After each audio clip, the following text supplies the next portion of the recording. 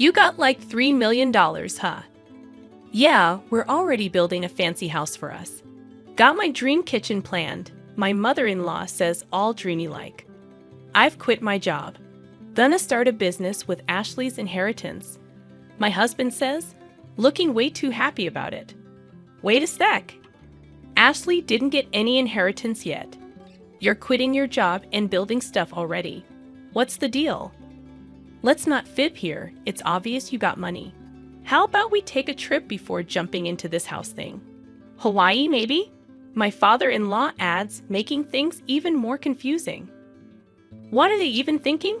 They want to spend the money I got from my mom on whatever they want. I'm mad as heck, but I don't know what to do.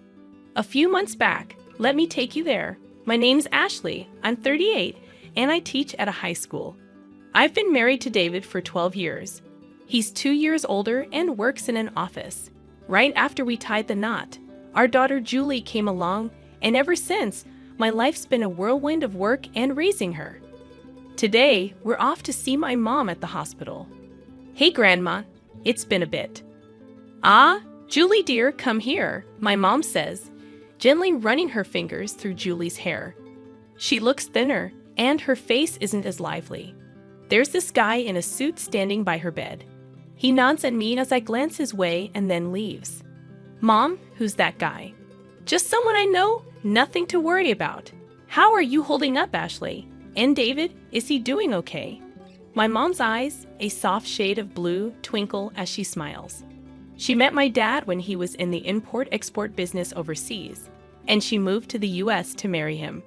Raising a kid in a new country couldn't have been easy. That they did it together. Mom taught me a lot growing up, which is why I'm able to teach now. I'm really grateful to my parents for giving me such a good upbringing. Dad passed away a few years back, and since then, Mom's been on her own, dealing with illness and hospital stays. She handed off the business to a relative and now spends her days quietly in the hospital. I'm good, Mom. Anything you need. Just having you and Julie here is more than enough. After chatting with Mom for a while, Julie and I head home. Julie fills Mom in on school stuff and the latest book she's read. She's 10, a tricky age, but we get along well. Even setting aside my mom goggles, I think she's a smart, honest kid who's growing up nicely. We're back. Hey, welcome back. How's my mom doing? David asks when we walk in. Same old, same old. And you? How was your seminar? Heard good things about it. Excited for the next one. Lately, David's been going to seminars about quitting his job and starting a side hustle. Seems like he's after more money, but his job's not bad, and we're doing fine with my income. I don't like how obsessed he is with money, probably gets it from his parents. They've always been tight with cash, always asking for small amounts whenever we see them. They've never bothered with Christmas gifts for Julie either. Thankfully, they live far away, so we don't see them much. David helps out around the house, though, so it's manageable. As long as I've got my mom, David, Julie, and our simple life, I'm happy. Then one day, I got a call from the hospital. Mom's condition had taken a turn for the worse, and she was in critical condition. When we reached the hospital, my mom was barely hanging on. Mom, Grandma. Ashley, I've always wanted you to be happy. Take care of Julie. She means everything. I love you. Those were her final words. My mom, who poured her heart into raising me alongside my dad, who cherished Julie more than anything. Seeing her peaceful face in the coffin, all I could do was cry. Julie stood by me, crying too. A while after Mom passed, an envelope arrived from a law firm. Ashley opened it, puzzled by the unfamiliar sender. Inside was a document. I've been given your mother's will, leaving everything to you. Ashley and her mom never talked about inheritance, so she was surprised. But with the letter in hand, she decided to visit the law firm alone. Hi, I'm Ed, the attorney, said the man with glasses, the same one from the hospital room. You were there when I visited my mom, Ashley said, recognizing him. Yeah, we met there. Your mom entrusted me with something, Ed said gently, almost bringing Ashley to tears. 500 million. Ashley exclaimed in shock. Yeah, Ashley. When your dad passed, you let your mom have all the inheritance. Now, with what she had and what she left you, after taxes, that's the sum, Ed explained. I knew my parents were well off, but I never asked for money after getting married, and I avoided talking about inheritance. It's overwhelming, Ashley said, feeling a bit dizzy, but it's a sign of love from my mom. I'll leave it to you, Ed. Your mom cared about you more than anything. She asked me to assist you if needed. You can talk to me about anything, Ed said. Thank you, I really appreciate it. Ashley nodded to Ed and left the room. As time went by, nearing her mother's 49th day memorial, David, her husband, started bringing up her mother's inheritance often. He knew they were wealthy when they married, but Ashley found his constant probing uncomfortable, especially during her mourning period. Whenever she asked him to stop, he would, but then subtly bring it up again later. And then there were her in-laws. At her mother's memorial, her father-in-law offered, Ashley, if you're worried about the inheritance, we can help. We've had our share of inheritance disputes. It can get complicated when unmarried siblings pass away. If you need help, we're here, her mother-in-law chimed in. Sure, Ashley, who had never felt inclined to involve them before, could only offer a vague response as they pretended to understand.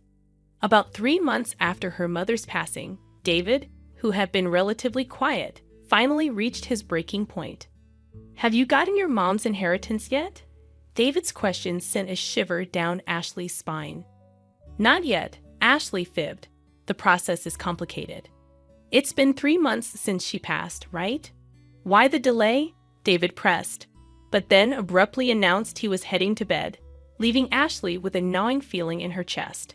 The next day, while Ashley and Julie were cleaning up after dinner, the doorbell rang.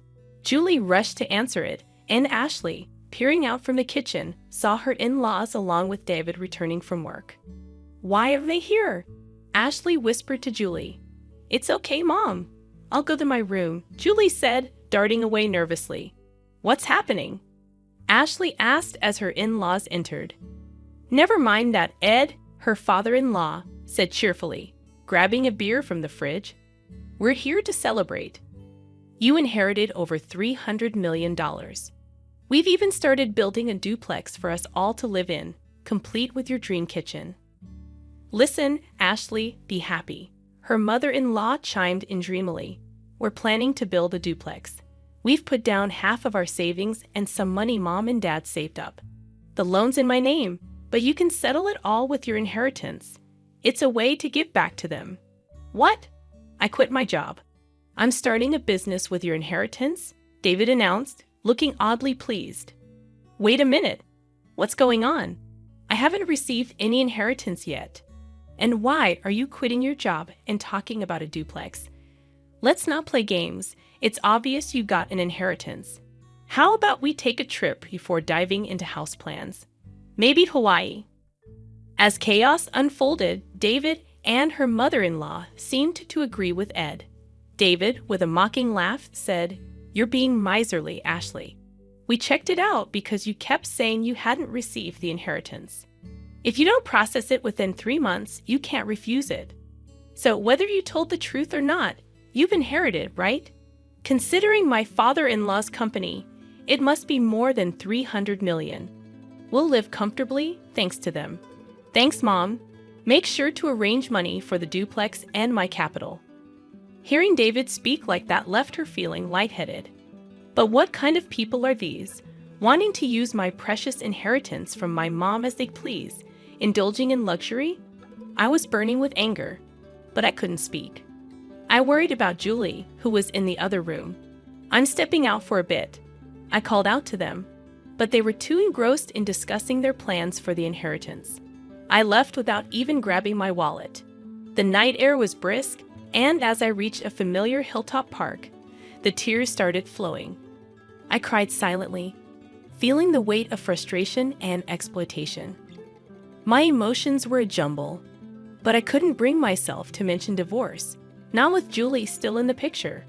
My mother's words echoed in my mind, "Take care of Julie above all else," and I cried anew. Suddenly, someone approached me. Startled, I looked up, and they began speaking softly. 3 days later, I called my husband and in-laws to a restaurant with private rooms. "So you're back home after that day. Did you withdraw the money, Ashley? You shouldn't leave without telling your husband." Ignoring their words, I handed them a document, a filled-out divorce notice. "David, I want a divorce." "What? What's this?"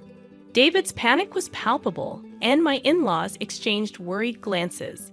"I can't continue like this. I'm done," I replied firmly, facing David's escalating anger. "You're leaving us just because you got the inheritance? You've become so greedy," Ashley retorted. "Ever since I inherited from my mom, you've been out of control, quitting jobs, planning to live with your parents without consulting me, using my savings to build a house, and now planning trips. Who's the one who changed when the money came? I can't stay with people like this. And you can't just divorce me out of nowhere." That's right. Half of everything is David's, including our savings and half of the inheritance. David and my in-laws barked as they closed in on me. Just as I was about to respond, the door opened, revealing Julie and attorney Ed. "Dad, Grandpa, Grandma, you should know better. Mom's inheritance isn't shared property, right, Mr. Ed?" "I'm attorney Ed. Ashley's mom entrusted me with this matter, and I've been advising her," Ed explained with a bow, leaving David flustered. "But wait, inherited property isn't shared. It's not subject to division," he clarified. "What? That can't be right. Is this a mistake?" David stuttered. "That can't be." I was stunned by their reaction. It seemed they genuinely believed they were entitled to my inheritance. "If that's the case, it's even more reason not to divorce. I'll stick by you no matter what," my husband shouted with bloodshot eyes, disregarding everything. "Stop it," Julie intervened calmly. "Since Mom inherited, Dad hasn't thought about her once. Grandpa and Grandma only care about money. They never even mention me. I can't see them as family." David and my in-laws were taken aback. When I was upset about the inheritance, Julie spoke up. She told me, "Dad, Grandpa, and Grandma are wrong. They're trying to take Grandma's legacy. Mom, I'm with you. Let's fight this together." With those words, I made a decision, contacted Ed, and arranged this meeting. "Julie, that's not true. Dad wants what's best for you. And you'd be happier with us, wouldn't you?" My husband and in-laws pleaded desperately. "Children shouldn't interfere," they added. Julie, with a look of frustration, said, "I'm going with Mom. I can't stay with you anymore," and turned away. "We've made our decision. Julie and I will leave," I said calmly, which angered David. "I've never cheated, and you can't force a divorce. I'll get a lawyer. We'll get that money," he threatened. "Then I'll handle it from here," Ed intervened quietly.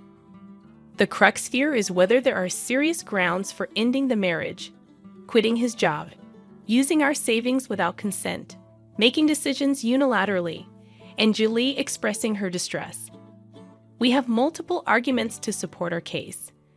Additionally, your daughter has recorded evidence of all of you pressuring Ashley for her inheritance. That should serve as compelling evidence. "Damn it," David slumped, and my in-laws went pale. After Matt, Julie, and I left the restaurant. A year later, thanks to Ed's efforts, my divorce with David was finalized. Julie and I moved into my mother's old house, but we received numerous letters pleading for reconciliation, and David was spotted near Julie's school, prompting us to seek a restraining order with Ed's help. After that, things quieted down. Rumor has it they did build a duplex. My retired in-laws had to find jobs at a factory, and despite David's attempts, he ended up doing manual labor. According to neighbors, their new home was rife with constant arguments, making them unpopular in the neighborhood. Julie and I continue to live peacefully, supporting each other. Recently, Julie expressed a desire to study abroad in my mother's homeland. To sever ties completely with my ex-husband, we decided to move overseas, using a portion of my mother's inheritance. I'm certain she would approve. Julie seems to thrive in her new school, and I've found work as a teacher there. Here's hoping these tranquil days persist. He's always in a bad mood. So just ignore him. Even when I consult Ian about Alan, he never takes it seriously. It's been 6 months since I remarried Ian, and Alan has started ignoring me and even stopped having meals with us. Alan, at least have some milk, please? Just leave me alone. His voice finally reached me, and it deeply pierced my heart. I don't know how to deal with him. However, one day when I was away overnight, Alan contacted me. Come back home. As soon as I responded to his call and returned home, Alan forcibly dragged me into the attic. Alan's expression was so severe that it sent chills down my spine. I couldn't help but feel terrified of his forceful behavior. What on earth is going on? It's dark and scary. Where is Lily? Where is she? I couldn't get my voice out, and my breathing naturally became labored. Shoo! Alan's warning made me hold my breath. But the real fear was yet to come. I'm Kara, 43 years old. I'm a single mother with a 12-year-old daughter. I divorced my ex-husband about 10 years ago due to personality conflicts. I ended up being treated like a housekeeper by my in-laws. Moreover, they tried to overpower me physically, so I couldn't stand it and ran away with my daughter, Lily. Lily was just 2 years old, and I had to protect her all by myself. Bearing that pressure, I have worked hard all these years. Of course, I worked, and I tried to make sure Lily didn't feel lonely. And Lily has grown into a very energetic girl. One day, when she was in 6th grade, she suddenly asked, "Hey Mom, do you have anyone you like?" Lately, she often talks about how handsome Kevin from her class is, and I found it quite adorable. I never thought I would be dragged into her girl talk. Really? You don't have anyone you like? Mom, you're beautiful, so you must be popular. Why not remarry? I want a kind dad and a handsome big brother. It must be the influence of shoujo manga.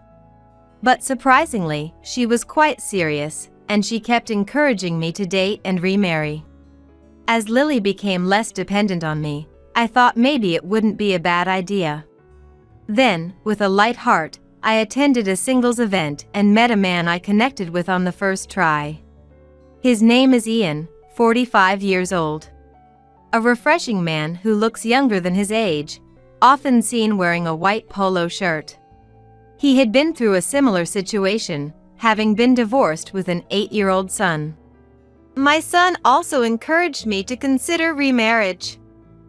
I've lived for my child for a long time, but maybe it's time to find my own happiness too. Yes. It wasn't a fiery love like in my younger days, but a gentle romance like the warmth of a spring day. Ian's kindness made my heart flutter for the first time in a long while. I was a bit giddy, but there was one thing I couldn't help but worry about. Ian's son, Alan. With remarriage in mind, we had been deepening our bond early on, including the children. Alan, what do you want to eat? Do you like hamburgers? Even when the 4 of us went to a restaurant, Alan always seemed bored. Whatever. I wondered if Alan was really supporting the remarriage with such an attitude. He wouldn't talk to me, and when our eyes met, he would just glare at me. According to Ian, he's just shy. Indeed, when Lily tries to open up to Alan, I occasionally see a cute, embarrassed smile. A quiet and cool little brother isn't bad. Alan might be its under a dot. I've heard from my mom friends that boys often don't talk to their parents at home, so maybe it's normal for adolescents. While struggling with how to handle it, spending time together gradually helped us get closer. Around that time, Lily cheerfully asked Alan, "Hey Alan, Ian and my mom get along well, don't you think they should get married?" I was surprised by her sudden question. But I was curious about his reaction. "Oh, yeah. If it's Kara, then it's fine. Whatever." He replied indifferently, but he glanced at me and gave a small smile. A warm joy surged from the center of my being. Finally, I was acknowledged by Alan. I was truly happy from the bottom of my heart. After that, everything went smoothly, and we got married, starting a new life as a family of 4. At Ian's request, we rented a house in a quiet suburban neighborhood, far from the city center. Having lived in the city until now, it was a bit inconvenient, but the house with a large yard and a bright living room seemed like a symbol of a happy family and wasn't bad at all. Just as I was concerned about Alan, Ian gently cared for Lily. Is today's homework math drills? Oh, fractions? I'm really good at mathematics. After dinner, Ian helped with her studies. As the weekend approached, Lily, is there anywhere you want to go? He would ask. I understood the feeling of being more considerate to a stepchild than to a biological one. However, it seemed that Alan wasn't too happy with this situation. It was as if his dad was suddenly taken away by her. I tried to think of Alan and Lily equally, so I subtly mentioned it to Ian in our bedroom. Thank you for always being kind to Lily. Because I'm her dad. I always wanted a daughter. Girls are just so cute. They're honest and adorable, really adorable. He seemed to be trying hard to be a dad.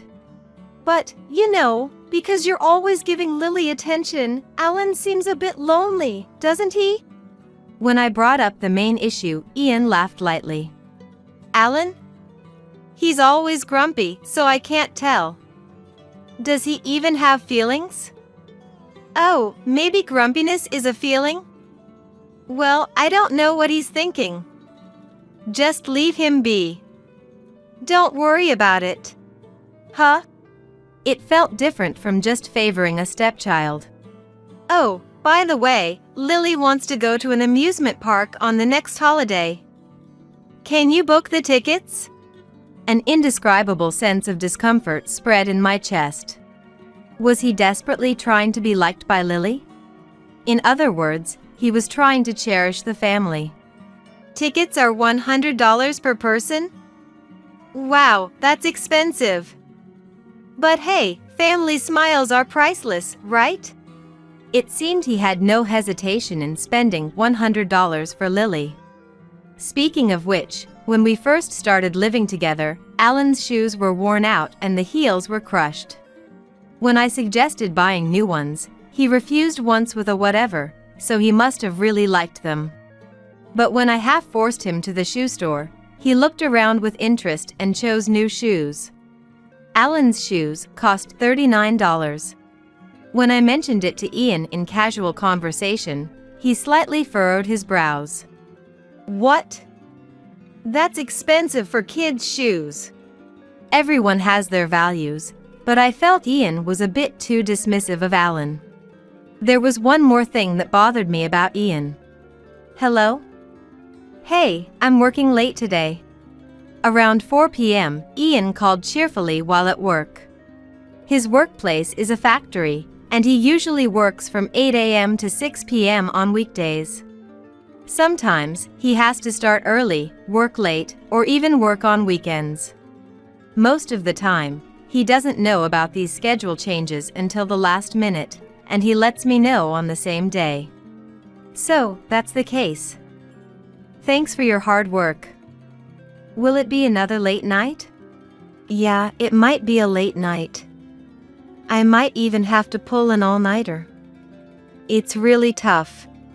The deadlines are always tight, and the clients often make unreasonable demands, so the manufacturing job seems really hard. Yet, his voice always sounds cheerful. Tell Lily I'm sorry I can't help with her homework. Is he only worried about Lily? I felt a mix of emotions again. Overtime and weekend work have been a part of his life even before we got married. Now, Alan is quiet, but I heard that when he was younger, he would sometimes wander off when Ian wasn't home, and kind strangers would take care of him. So, right after we got married, Ian felt relieved. Kara, it's great that your job doesn't have overtime. It's really helpful having mom at home. This way, we won't get complaints from the neighbors or child services anymore. What a relief! At that time, I didn't think much about it, but looking back, I realize he wasn't happy about avoiding making Alan feel lonely. Ian himself was relieved that he wouldn't be criticized by others anymore. He's definitely not like my ex-husband, who was hot-tempered. He's always smiling and is a gentle person who enjoys conversation. But the complicated feelings inside me remain unresolved. I've talked to my mom friends about it, but they just laughed and said, "Dads are like that."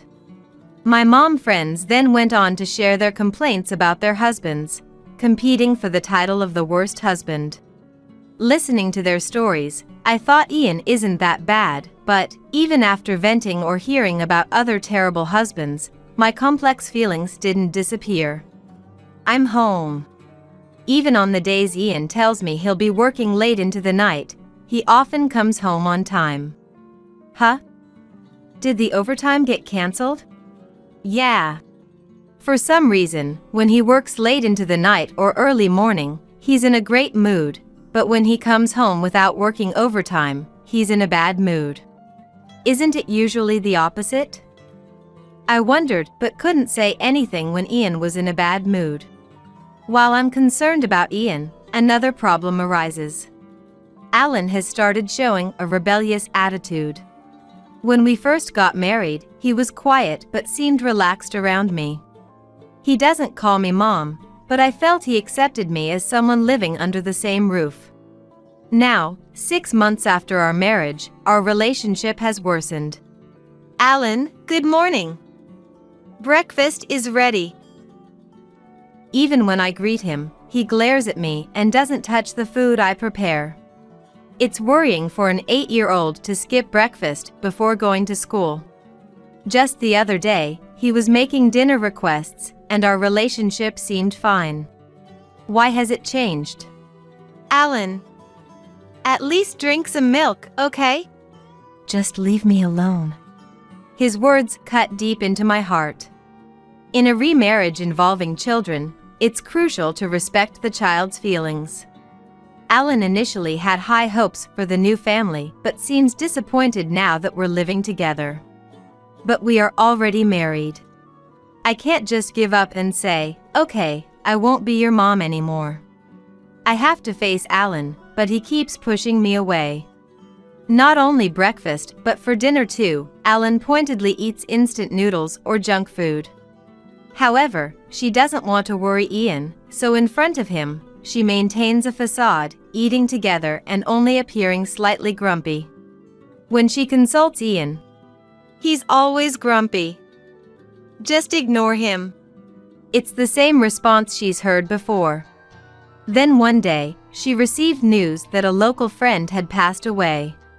The burdens of reality and the friend's death weighed heavily on her mind. She couldn't take it anymore. She couldn't handle it all alone. Ian was the one who stood by her, noticing her pale face. Are you okay? Sudden goodbyes are hard. Leave Lily to me and take your time to say goodbye properly. Your mom at home would be happy to see you. Stay not just for one night, but 2 or 3. Yeah, thanks. At times like this, she felt grateful to be married. Relying on Ian's kindness, she decided to attend the funeral and then stay at her childhood home nearby. Although it was close enough for a day trip, she thought a full day away from Alan might be beneficial, given their recent tensions.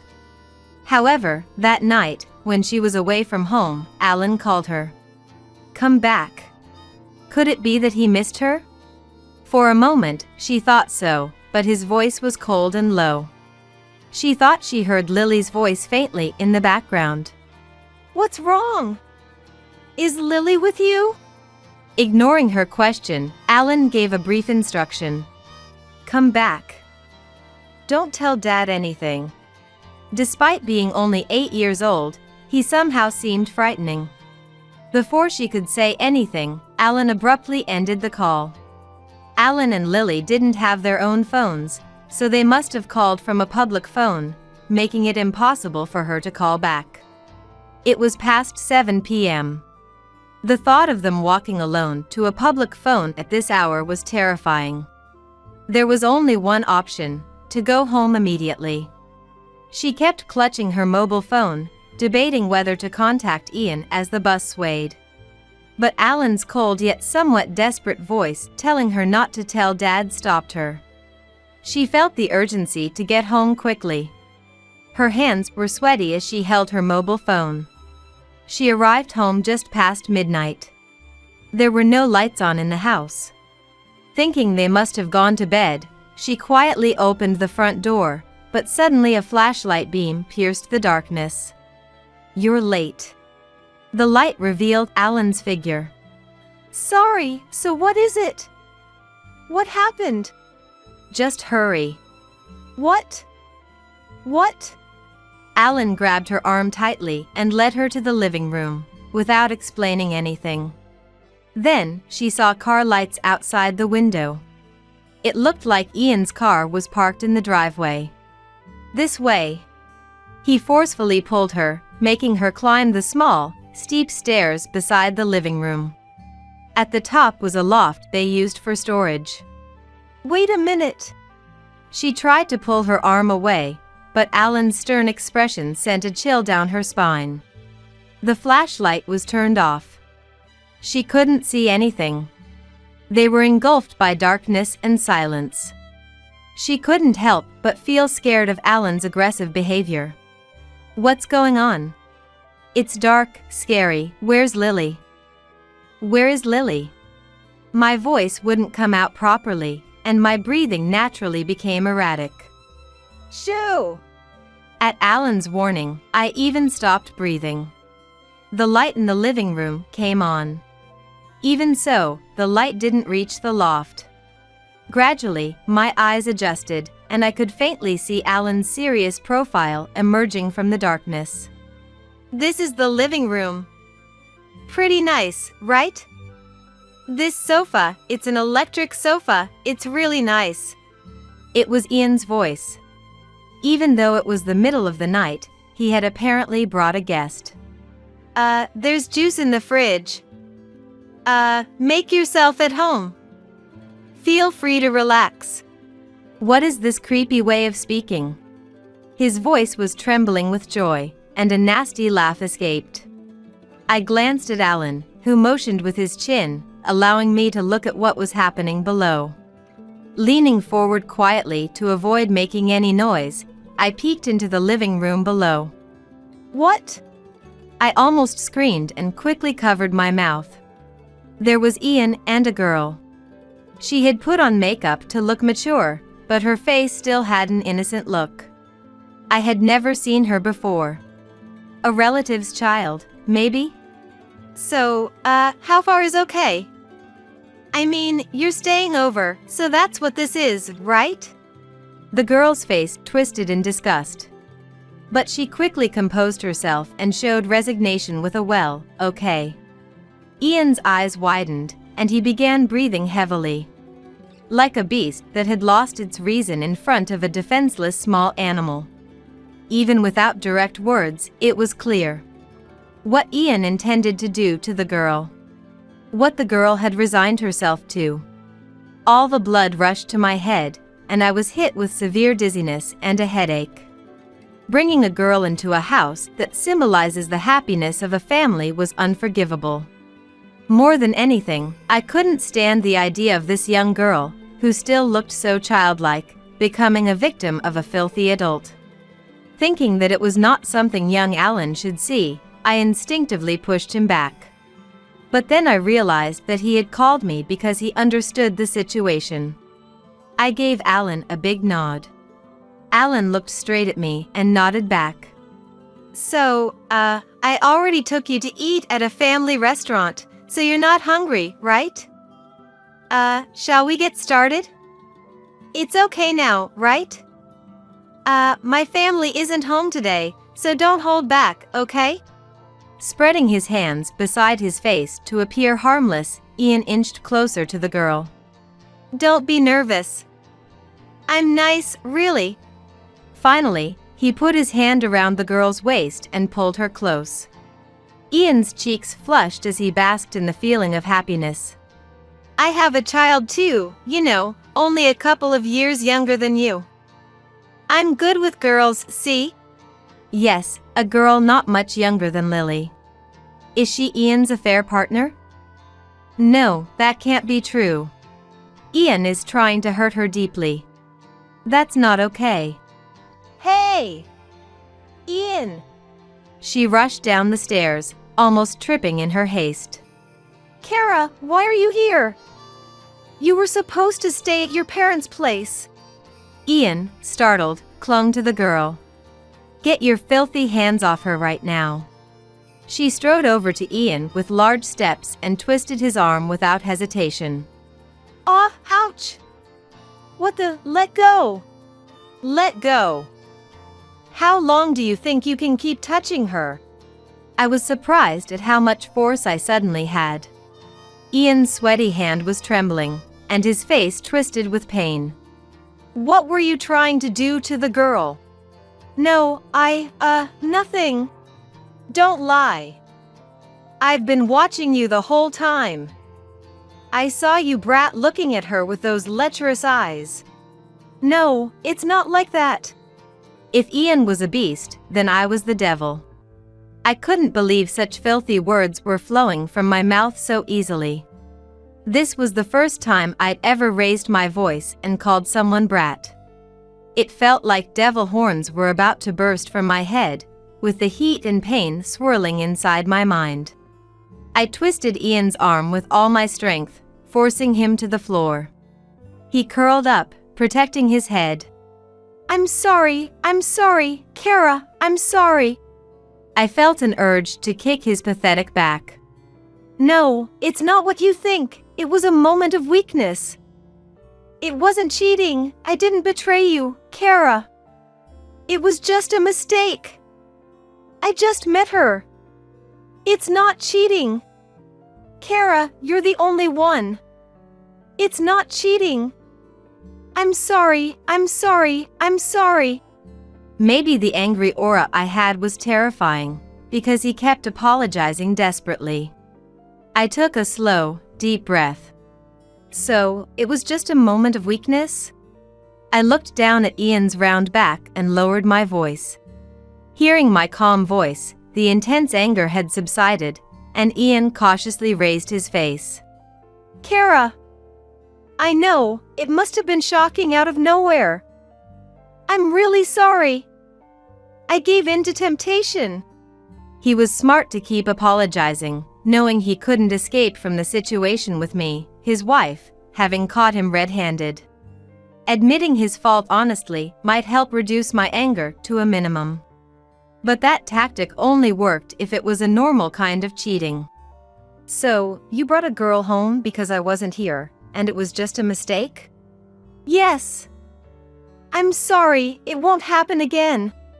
Even though Ian showed deep remorse, I didn't smile at him yet. It won't happen a second time. Yes. But I won't forgive even the first time. But, I'm apologizing. With my anger still not subsiding, Ian frowned slightly and bit his lip, realizing nothing he did would be enough. If sorry was enough, we wouldn't need the police. Ian mumbled so softly I almost couldn't hear it. Damn, you're being dramatic. That one phrase lit the fuse of my anger once more. What did you say? Ian, crouching and apologizing repeatedly, finally showed his true colors when forgiveness was not forthcoming. That's why I'm apologizing. What else do you want me to do? Can't I be forgiven for even one mistake? This isn't a children's quarrel where a simple sorry and it's okay would suffice. It's incomprehensible why the offender thinks a mere apology at the moment would suffice, such selfish thinking. Just then, Alan, who had somehow been standing behind me, spoke up. If it's just this once and it was only an attempt, maybe we can forgive him. Alan! It seemed Ian had only now noticed Alan's presence. Feeling awkward for being seen in this disgraceful state by his own son, he reluctantly accepted Alan's unexpected support. Oh, Alan, you think so too, right? Mom is overreacting. Family is different from friends or lovers. Even if you make a big mistake, they're the ones who will comfort you and say it's okay. Alan, isn't family great? New mom, Kara, is someone with that kind heart. If I had heard this grand speech at another time, I might have liked Ian even more. He could eloquently say wonderful things, which is the Ian I loved. But now, knowing he's just a womanizer. No matter how many lovely speeches he gives, it feels chilling. Family, huh? That's quite convenient. Even within family, there are lines you shouldn't cross. Huh? Ian's face showed panic as Alan, who was supposed to be on his side, started saying something unsettling. No, it's not just about family, there are lines you shouldn't cross as a person. Ian was bewildered, but I understood what Alan was getting at. The girl Ian had brought home was sitting on the sofa, completely indifferent to the family's turmoil. I spoke to her. How old are you? 15. Her voice was thin. Though she looked bored, she was likely extremely anxious, having been brought into a stranger's home and unexpectedly witnessing a huge argument, regardless of her agreement. Don't worry. Even though she used mature makeup as a shield, she was still just a child. I gently rubbed her back as she averted her eyes. Then I turned to Ian. There won't be a second time. Even the first time is unforgivable. What Ian did is a one-strike and you're out situation. Ian gritted his teeth and glared resentfully at the girl who had revealed his secret. I didn't know. I thought she was around 20. Lacking the composure to act, he loudly and rudely spat out. She said on social media she had no money and no place to stay tonight, so I was just 100% trying to help her out of goodwill. I'm not the bad guy. She deceived me. Trapped me. I'm the victim here. Ian brazenly shifted the blame. But his victim act lasted only 10 seconds. Alan took a mobile phone out of his pocket and played a video. I fed you and gave you a place to stay, so it's only fair I get something in return, right? Ian's sleazy voice echoed from the phone. It seemed to be a covert recording at the entrance of the apartment where Ian and Alan used to live. The room's details were kept out of frame to protect the girl's privacy, but Ian's gleeful voice was clearly heard. Just before, pushed by Ian into the entrance, all the girls were still childlike. Even once is unforgivable. Though it wasn't just once. The phone Alan displayed had a cracked screen. It seemed he had used Ian's old and used phone. Before we got remarried, sometimes when I was kicked out, I'd leave my phone by the door. And that's how I got this video. Alan, who had been an ally, suddenly turned against Ian. As undeniable evidence was presented, Ian's face turned pale. No, it's not like that, Ian's lips just trembled, unable to come up with a convincing line to persuade me. Bringing a girl home today, was it just a momentary lapse in judgment? Did he offer a safe place to sleep out of pure goodwill to a girl with nowhere to go? Who would believe such an obvious lie? I pulled out my own phone and dialed 3 numbers. 911. It was an emergency call. 911, what is your emergency? I answered their question. It's an incident. What? Where? Who are you calling? Ian tried to snatch the phone from me, but he seemed weak, his body trembling like a fawn's. I dodged and explained the situation to 911. With just the minimal explanation, 911 understood and said the police were on their way. No way, 911? You didn't really call 911, did you? It's a bluff, right? I called. Ian clutched his head and screamed. Horrible! Why? You didn't have to make it such a big deal. He threw himself to the floor in a dramatic display, apologizing frantically. Sorry. I'll never do it again. I swear I love only Kara. I swear to God. I'm sorry, so sorry. He still didn't grasp the seriousness of the situation.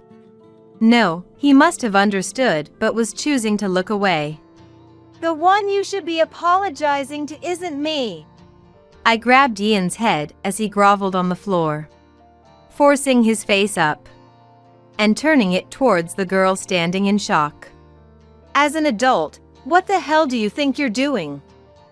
If you need to apologize, it's to her, not me. But I didn't do anything. What? Even an attempt is a crime. Ian shrieked again, cowering under my intense anger. He banged his forehead against the floor. I'm sorry. He managed to bow his head toward the girl. All these sorries, they sound so insincere. Do you really think you're at fault? Do you understand the weight of your crime? Eek! Ian, thoroughly frightened, screamed every time I opened my mouth. I'm sorry. I'm so sorry. Please forgive me. My rage was beyond anything I'd ever felt in over 40 years of life.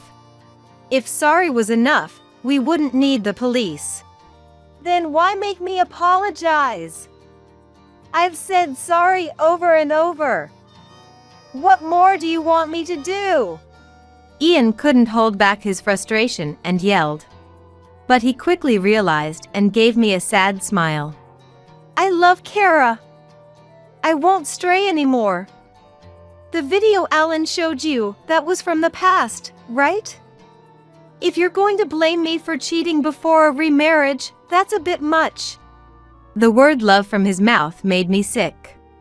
Impossible. Kara. Cheating is a terrible betrayal, but not a crime. Whether to forgive or not is up to the person involved. If he showed genuine remorse, maybe a second chance could be given. But Ian was different. He crossed the line by involving people he shouldn't have. No matter how many apologies, it won't be enough. No matter how many times you say sorry, the crime doesn't disappear. What Ian did is that serious. Deceiving a naive child and committing such vile acts, Ian, you're a monster. I shouted without holding back. Ian's breathing grew heavy, and he clutched at his chest as if in pain. You're kidding me. The words Ian managed to squeeze out were unexpected. You're calling me a demon? Are you kidding? I'm a god. To these runaway girls with nowhere to go, I'm like a god. I'm their savior. Being called a demon seemed to have struck a nerve, and Ian began to boast about his actions. I'm helping these girls. I'm protecting them. If protecting them is a crime, then you'd rather have them out on the dangerous streets at night? Kara, you're a cold-hearted person. I'm disappointed. So, when you protect them, you look at them with lustful eyes. It's give and take in this world. When someone is kind to you, you have to show gratitude. What's wrong with expecting something in return? I'm a god. The girls worship me. Isn't it an honor for them to be with a god instead of being attacked by some unknown man? Right? Isn't that right? Incredibly, Ian sought agreement from the disillusioned girl on the sofa. So, I'm not wrong. Ian spread his arms wide, fully embodying his self-proclaimed godhood. As he basked in this delusion, someone approached him from behind. A hand patted Ian on the shoulder. All right, God. Let's continue this conversation at the police. Huh? A man in a police uniform had placed his hand on Ian's shoulder and was smiling. While Ian was grandstanding, Alan had quietly left the living room and brought in the police. Wait, really? The police? Kara, did you seriously call the cops?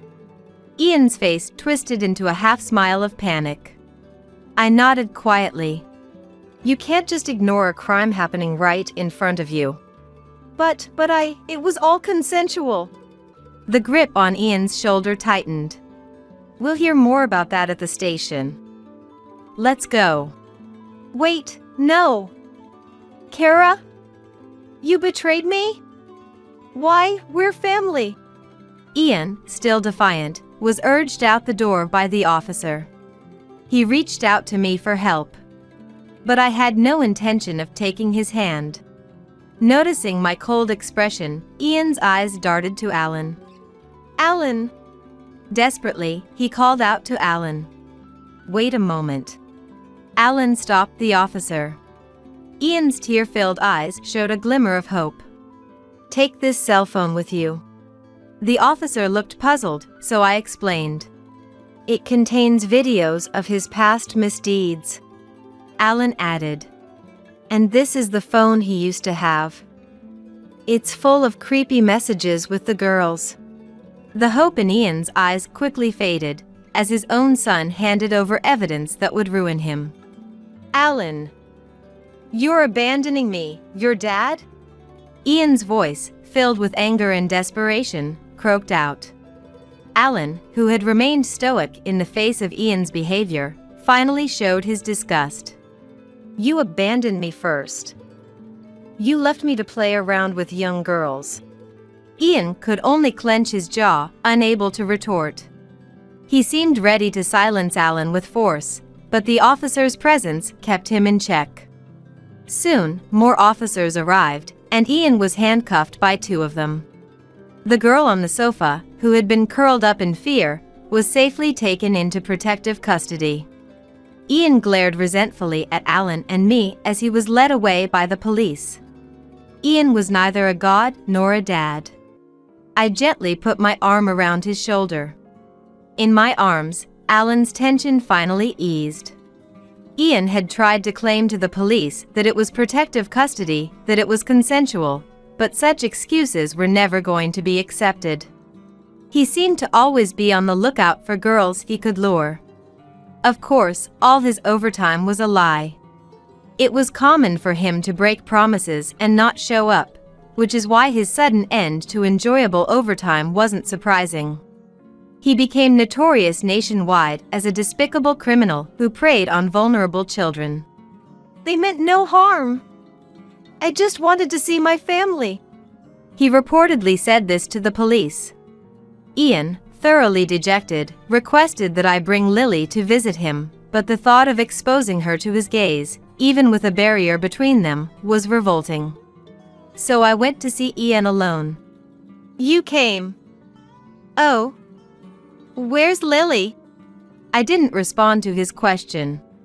I came for the visit, but not to engage in pointless conversation. I brought you something. Oh, thank you. Don't get the wrong idea. It's the divorce papers. Oh. The smile vanished from Ian's lips. Did you think you had the right to refuse? Sign them quickly. With those words, I stood up. Seeing him slumped behind the acrylic barrier, I knew that even if he got out in a few years, there would be no family waiting for him. Perhaps out of spite, Ian refused to sign, but after the divorce, I took Alan in. At first, Alan felt guilty and out of place, but after a few months of living with the three of us, he got used to it. He remarried to have someone take care of me. There was a lot of pressure from those around him. He needed someone to be a mom.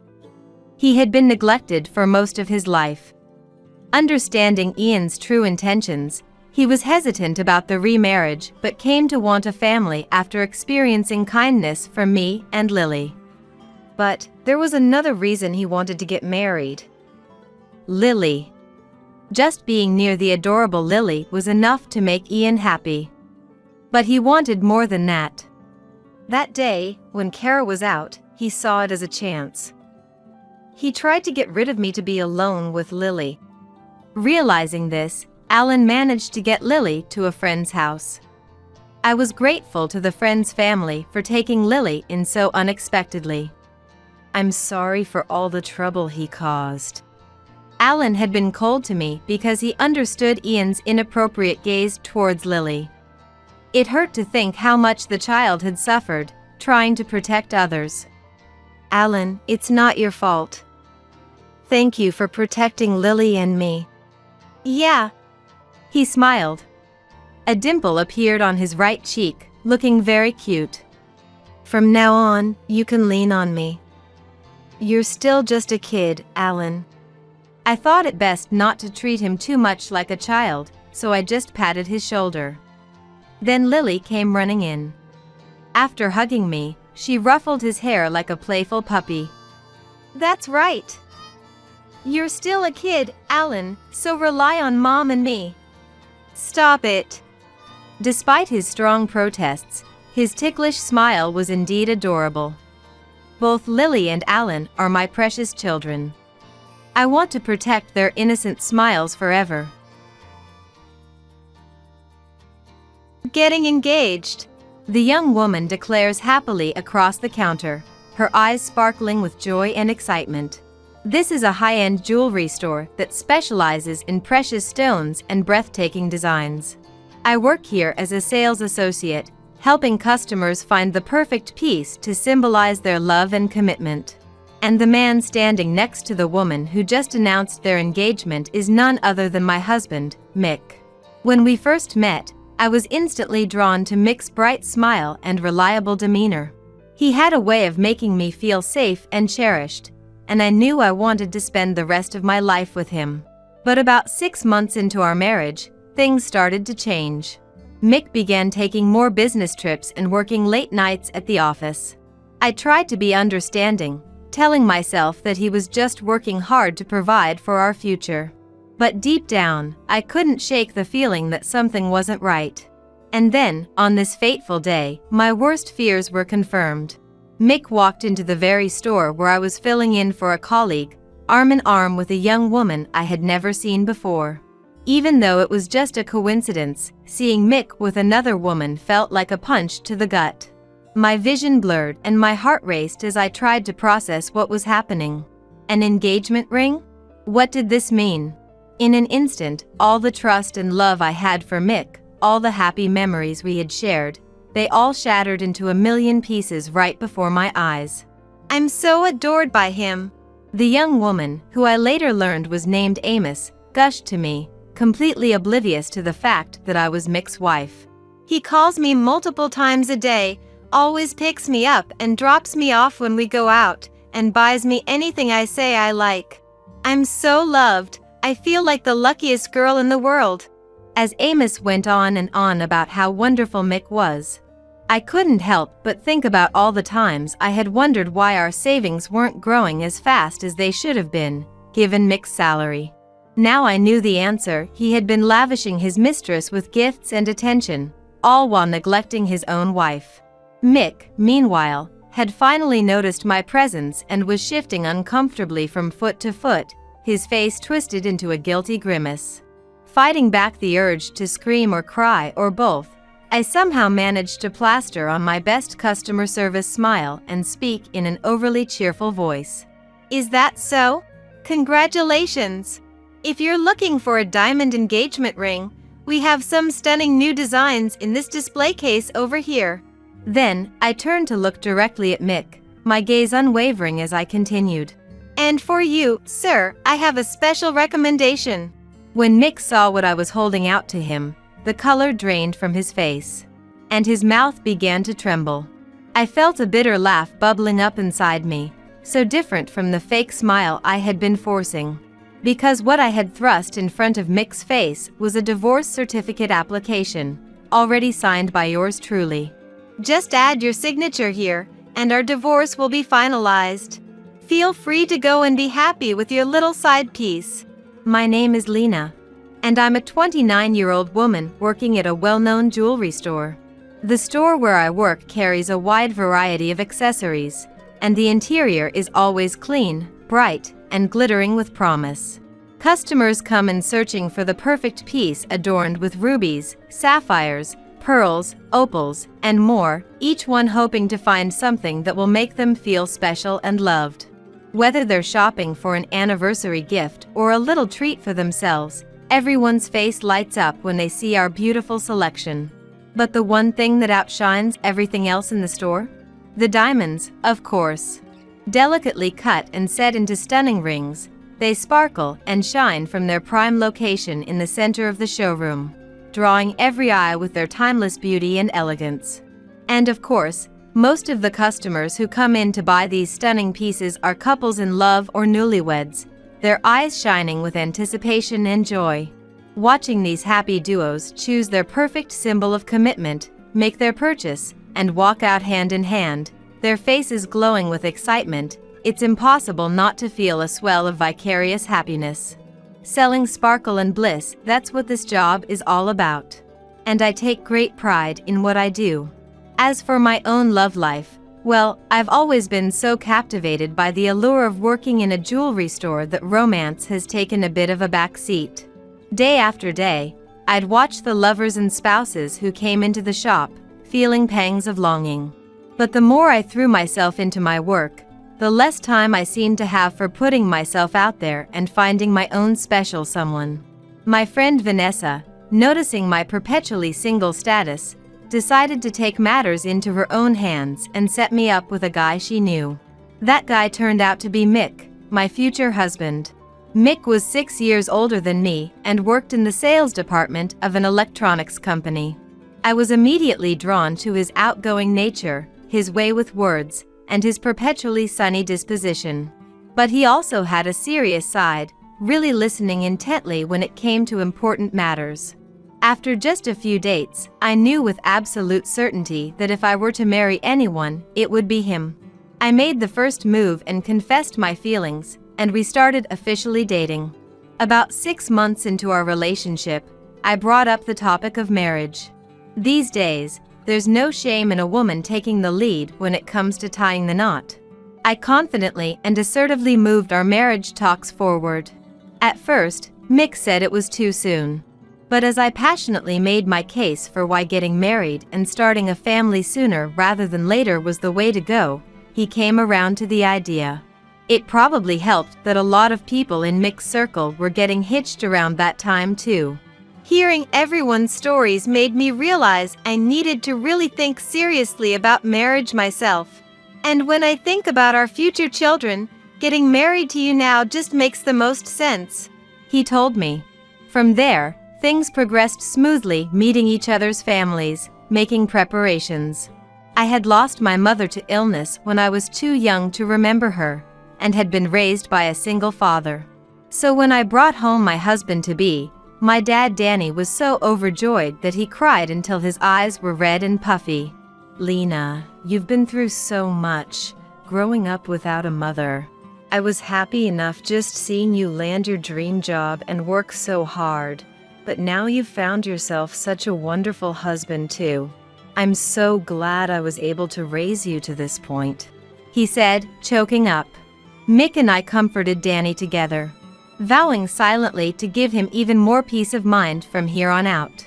Mick's parents were lovely people too, and I hit it off with them right away.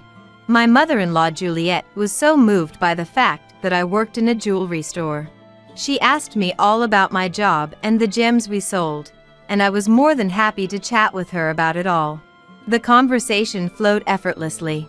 Juliet listened with such empathy as I opened up about my upbringing too. "I think I've gotten the hang of most household tasks, but it's probably just the bare minimum for my dad and I to get by. I'm a bit nervous that there might be a lot I'm lacking when it comes to supporting Mick," I confessed. Juliet just laughed. "You've worked so hard to get to where you are. That's more than enough. And if there's ever anything you're unsure about, just ask me," she said. Throughout our engagement and into our married life, Juliet was always there for me, patiently teaching me the ins and outs of managing a household.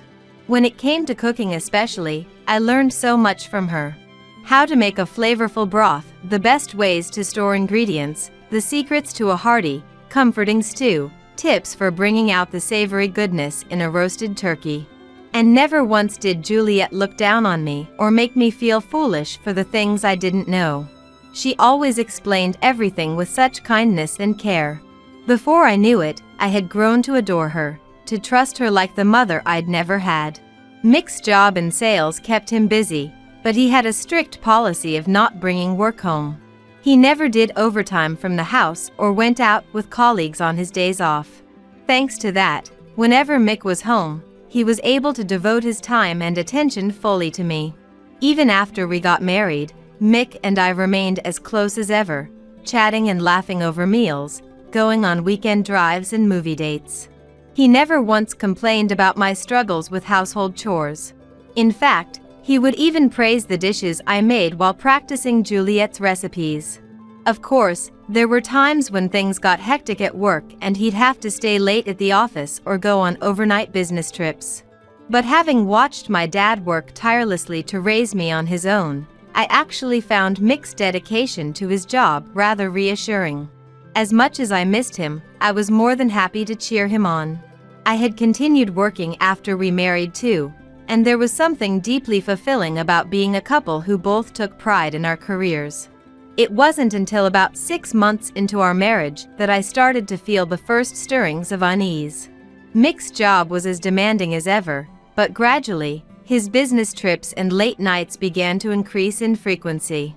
It used to be that he'd only have to put in extra hours around the end of the month, and overnight trips were limited to once or twice in that same time frame. But now, regardless of the time of month, he was coming home late more often than not, and his travel seemed to have doubled. Thinking there must be some reason for the uptick in his busyness, I asked Mick about it casually, not wanting to read into things. There's a chance I might be up for a promotion soon. And if I want to make that happen, I need to be delivering bigger results than ever before. Now's the time to really buckle down and prove myself, he explained. It was a story I'd heard plenty of times before, putting in the extra effort at work when a raise or promotion was on the line. And as his wife, of course I was thrilled at the prospect of Mick advancing in his career. I told him as much, assuring him I completely understood and that I'd be rooting for him to clinch that promotion. I even mentioned it to Juliet during one of our regular phone chats. Her response gave me a moment's pause. That boy, for better or worse, isn't really the type to push himself too hard at work, she mused, sounding a bit perplexed.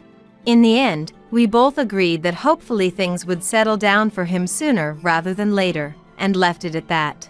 But as the next month rolled around with no word of a promotion, I started to worry. I didn't want to nag Mick or make him feel like I was pressuring him about moving up in the company. I was working too, after all, and the last thing I wanted was to come across as some kind of money-grubbing leech. But by that point, Mick was spending nearly every week away from home, and even on the weekdays he was back, he was consistently getting in well past midnight. It felt like he'd all but stopped making time for our marriage. Needless to say, the baby we'd been planning for had yet to make an appearance.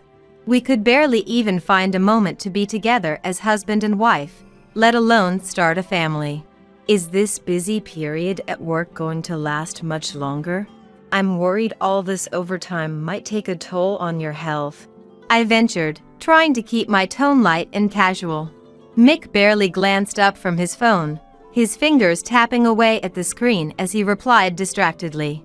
Yeah, it's probably going to be like this for a while. Our department's been told to really step it up, so we don't get left in the dust by the others. I watched him, waiting for more, but he just kept his eyes glued to that damn device. After a few minutes, he finally pocketed it and turned to me, his voice brusque and businesslike, as if our earlier conversation had never happened. By the way, I've got another business trip next week. I'll be gone, so just do whatever. Wait, another trip? Which days? I asked, trying to mask the sinking feeling in my gut. Thursday through Saturday, 3 days. Don't worry about the house or anything. Anyway, see ya. And with that, Mick turned his back on me and walked out of the room, leaving me alone with my swirling thoughts. It was true that even when work got hectic, Mick never really complained or expressed dissatisfaction about our home life. There was a stretch when I was so swamped at the store that I let the cleaning slide, but he didn't say a word about it. I used to think that was a sign of his kindness, his understanding. But now, I could see it for what it really was. Not love or compassion, but pure, simple neglect. Did I even matter to Mick at all anymore? How had we gotten to this point? And then there was the thing I hadn't managed to tell him before he walked away. My job required the occasional business trip too, rare as they were. The store I worked for was a nationwide chain, which meant that sometimes, I had to fill in at other locations when they were short-staffed. Usually, it was just the shops in our immediate area trading employees back and forth. But this time, they were in such a bind that I was being sent to a store nearly 2 hours away by car.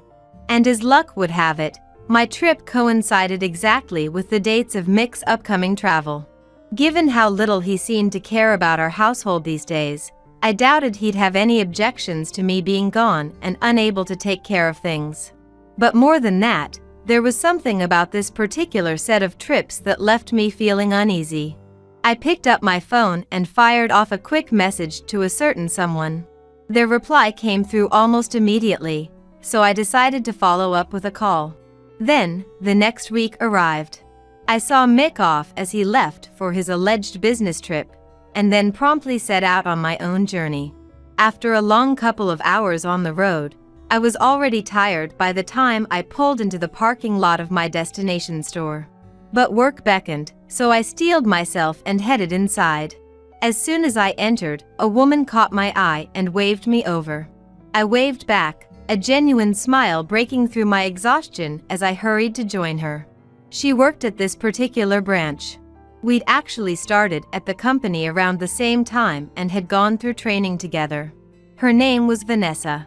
When I found out I'd be traveling here, I'd reached out to see if we might be on the same shift. And on the very day Mick had informed me of his own upcoming trip, it was Vanessa I'd called up to discuss a hunch that had been nagging at the back of my mind. Vanessa wasn't just a colleague, she was a true confidant, the kind of irreplaceable best friend you could turn to for advice and heart-to-hearts about anything and everything. Thank you so much for making the trip out here, she said, her warm smile radiating genuine affection. Of course. I'm so happy we get to work together. Here's to the next 3 days. I grinned back, feeling a surge of gratitude for her steadfast presence in my life. With our little reunion complete, we both set about tackling our respective tasks for the day. Since we worked for the same brand, the day-to-day operations were pretty much identical from store to store. Whenever I hit a snag or had a question, Vanessa was right there to guide me through it, and I soon found myself settling into a comfortable rhythm. It was early afternoon when it happened. I was holed up in the employee lounge, plugging away at some paperwork, when I heard the electronic chime that signaled a new customer had entered the store. Out on the sales floor, I could hear Vanessa's muffled voice as she greeted the newcomer with a polite, "Welcome to our store, sir. How may I assist you today?" Call it force of habit, but I found myself rising from my chair and edging closer to the door, curious to catch a glimpse of our latest patron. As I peered out from my hidden vantage point, I felt the blood drain from my face, my breath catching in my throat. Because there, standing mere feet away from my unsuspecting best friend, was none other than my very own husband, Mick. What in the world was he doing here? It was the middle of the day, shouldn't he be at work? Unless, no.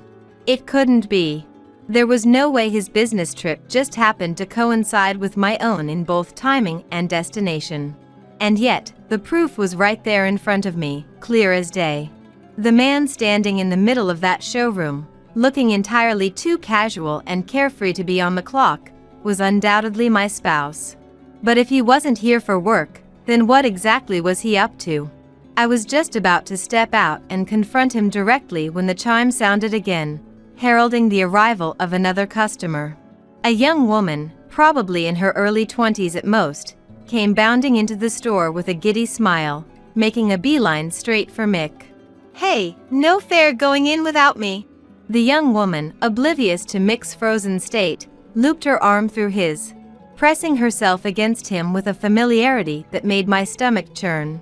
She chattered away, her words lost to me as I stood there, rooted to the spot, my mind reeling. What the hell was happening right now? Who was this girl, this brazen hussy, clinging to my husband like she owned him? Vanessa, my best friend, the one who had been there on my wedding day. There was no way she didn't recognize the man who had just walked into our store. The man who was supposed to be my loving, faithful partner.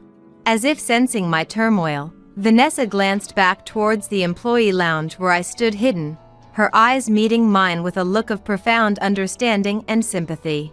She gave me a subtle nod, a silent promise that she had my back, no matter what. I nodded in return, my heart hammering against my ribs as I braced myself for whatever fresh hell was about to unfold.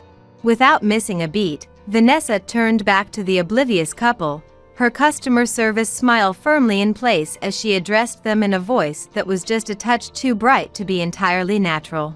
Is there anything specific I can help you find today? I pressed myself against the wall, straining to hear every word of the impending interaction, my breath coming in shallow gasps as I fought to maintain my composure. We're looking for a diamond ring. The girl's high-pitched voice rang out, setting my teeth on edge with its grating sweetness. Of course. We have some stunning new designs in this display case over here. Or if you prefer something more classic and understated, these styles are always very popular with our customers. Vanessa's tone was polite but distant as she walked them through their options, ever the consummate professional. Is this for a special occasion? She asked, her words carefully neutral. And then, the answer that shattered my world into a million jagged pieces. Yes, it's for our engagement. We're looking for the perfect ring to symbolize our love. In that moment, it felt like all the air had been sucked out of the room, leaving me gasping and dizzy. I staggered back, my hand flying to my mouth to stifle the sob that threatened to tear itself from my throat. What did she just say? An engagement ring? But the man standing next to her, the man she was looking to pledge her life to, that was Mick. My husband. The jewelry shop is a place that delivers happiness to customers along with the brilliance of gemstones. And yet, in such a place of happiness, my happiness was shattered. My heart starts racing. Though my head feels like it's burning hot, my heart is growing increasingly cold, as if it's freezing. With trembling hands, I reach out across the office table. There, something was placed. Oh my, are you two getting engaged? Yes. As soon as possible, right, honey? The woman's voice rang out, seeking Mick's agreement. But no response came from him. I struggled to breathe, my chest tight with pain. Steeling myself, I straightened my spine and stepped back out onto the sales floor. Welcome. I see you're looking for a diamond ring, I said, putting on my brightest smile as I approached the couple. Mick's eyes widened in shock at my sudden appearance, his face turning a sickly shade of pale as he began to tremble. That's right. The latest designs are so cute, but something classic might be better for long-term wear. It's a tough choice. His mistress chattered away, her smile blissfully unaware that she was face to face with the wife of the man beside her. I understand. It's an important decision, so please take your time and consider carefully. We have some catalogs here for you to browse as well. I handed them a selection of jewelry catalogs, my customer service mask firmly in place. Then, I turned to Mick. And for you, sir, I have a special recommendation. The moment he saw what I was holding out to him, Mick's eyes bulged even further, his unfocused gaze darting nervously to my face. I met his panicked stare head-on, my practiced smile unwavering. Because what I had handed my husband was a divorce application, already signed by yours truly. A while back, when Mick's overtime and business trips first started to increase, I had reached out to Juliet with my concerns. Not long after, Juliet happened to be grabbing a bite near Mick's office when she spotted him slipping off into the night with a young woman on his arm. Of course, she immediately reported back to me. It was a busy restaurant, so he might not have noticed me there. But because you had just mentioned your worries about him, I guess I was unconsciously on the lookout. That's the only reason I managed to catch him in the act. So Mick's affair had been blown wide open, at least to Juliet and myself. On top of that, as his promises of a promotion grew more and more vague while his absences from home only increased, I had hired a private investigator to look into his activities. Juliet's testimony was credible, but at the time, we didn't have concrete proof that Mick and this mystery woman were actually involved in anything untoward. The results of the PI's investigation came to light sooner than I expected. Probably because Mick's cheating was so blatant, so shameless, that it only took a professional a few days to uncover the truth. Nearly every day, Mick could be seen whining and dining with his mistress in the bustling entertainment district near his office, before sneaking off to a hotel. And at least once a week, they would spend the entire night together. Within 2 weeks, I had a stack of damning photographs. His partner in infidelity was a woman named Amos. The same Amos who was currently simpering at my sales counter, picking out an engagement ring with my husband. And at the very same time I had hired the PI, I was also confiding in Vanessa, my coworker who was out on the floor with the duplicitous couple at this very moment. I so badly wanted to believe in Mick, the man I loved with all my heart. Vanessa had initially been supportive of that desire, doing her best to soothe my worries. But everything changed when the results from the private investigator came in. I sobbed into the phone, shocked to my core, as Vanessa tried to comfort me even as she made no attempt to hide her fury towards Mick. Cheating on you with some mistress, that's the lowest of the low. And barely coming home anymore? It's like he doesn't care about you at all, Lena. I can't stand seeing you suffer like this. Thank you, Ness. Hey, in a situation like this, do you think it's better to just get a divorce? My heart felt like it was being ripped in two as I posed the question. Vanessa was silent for a moment before replying slowly. It's your life, your decision. I don't want to push you into anything. But if you're asking for my honest opinion, I think you should leave him, Lena. You're a gorgeous, talented, and amazing woman. You could find someone so much better in a heartbeat. You really think so? Thank you for listening, and for being there for me. Vanessa had reassured me then that we would get together soon for a long heart-to-heart. And as luck would have it, not long after, I was assigned to help out at her store for a few days. Since Mick never told me where his supposed business trips were taking him, running into him here had been a complete coincidence. But it seemed my best friend had been looking out for me, because somehow, she had gotten her hands on divorce papers. During our lunch break, Vanessa had handed me the documents with an apologetic smile. I'm so sorry for jumping the gun like this. I know getting divorced is a huge, scary step. It has to be your choice, Lena. I just wanted you to have these, in case you ever felt ready to use them. Even after learning of Mick's infidelity, I hadn't been able to bring myself to initiate a divorce. I had married him with such dreams of a perfect future together. Vanessa must have sensed my hesitation and taken it upon herself to get the paperwork in order, giving me the power to make the final call. I never would have guessed I'd be using those papers so soon. But seeing Mick with Amos, watching their betrayal play out right in front of me, it had crystallized my resolve. So while Vanessa kept the duplicitous pair distracted, I had hastily scrawled my signature on the divorce application and strode out to confront my cheating husband head-on. What the hell is this? Mick stammered, his face draining of color as he began to tremble. He was wearing a suit I had picked out for him, his hair styled to perfection. All for Amos. The sight of it made my skin crawl with revulsion. But I kept my customer service smile firmly in place as I addressed him. Is there something about this particular item that interests you, sir? I'd be more than happy to discuss the details with you in private. Right this way, please. And with that, I ushered Mick and Amos into the back office. Mick was visibly uneasy, his head bowed and his steps heavy as he followed me. Amos, on the other hand, seemed blissfully unaware of the situation, her brow furrowed in confusion even as a smile played on her lips. I gestured for them to take a seat, then fixed Mick with a steely gaze. Who is this woman? And what's this about an engagement ring? I've had my suspicions about your recent behavior, but I never thought I'd stumble upon such blatant evidence of your cheating. Well, this clinches it. I need you to sign these papers, Mick. I was no longer wearing the mask of a smiling saleswoman, but the face of a wife confronting her husband's infidelity. Mick shook his head vehemently, his lips trembling. What the hell are you talking about?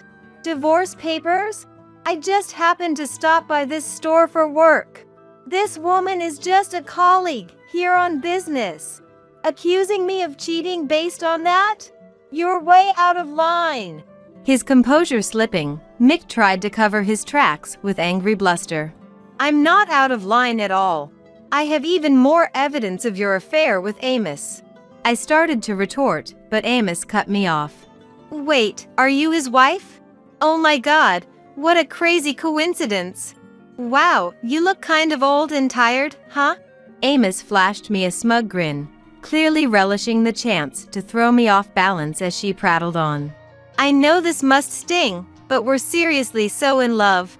He calls and texts me constantly, always picks me up and drops me off when we go out, buys me anything I even hint at wanting. I'm totally spoiled rotten. He worships the ground I walk on. She gushed about how adored she was, her voice dripping with self-satisfaction. I could only glare at her in disgust and disbelief. Mick shifted uncomfortably, his expression strained. You know how men only truly adore one woman in their whole life? Obviously, he's going to choose a young, sweet thing like me over some near-30 hag. Wait, just wait a minute. Mick interrupted his gloating mistress, his voice raised. Lena, hang on, she's got it all wrong. She's just a junior colleague, tagging along for sales calls, that's it. I met his desperate excuses with cool detachment. Is it normal for your job to involve taking new hires to jewelry stores on sales runs? Mick sputtered, at a loss for words. He might think I was hitting below the belt, but I was only stating the obvious. His brow furrowed, his face crumpling as if he might cry. But his wounded act only fueled my anger.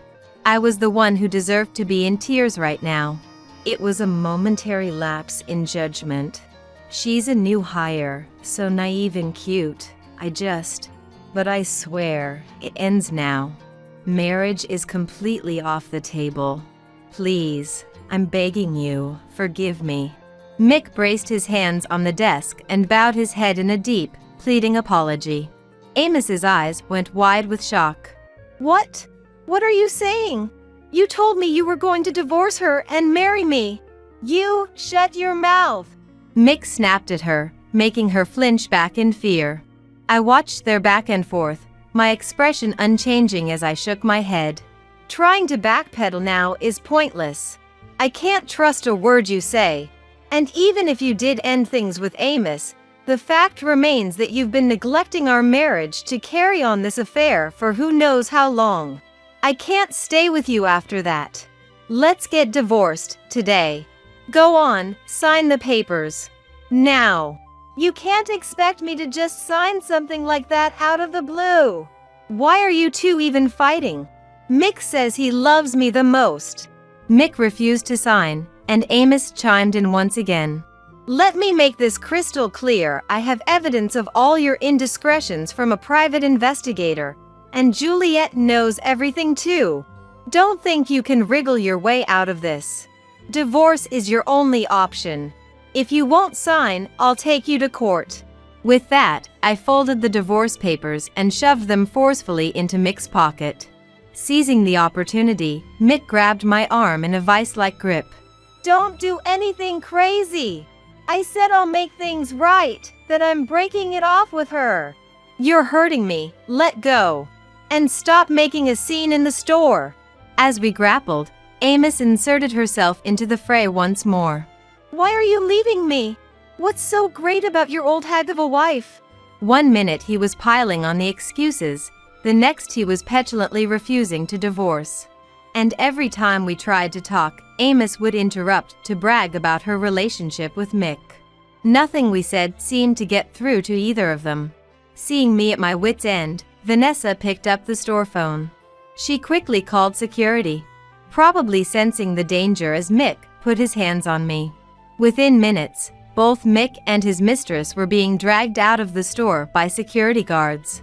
Mick looked disgruntled to the very end, but he had brought this on himself with his cheating. It was all his own fault. That was rough.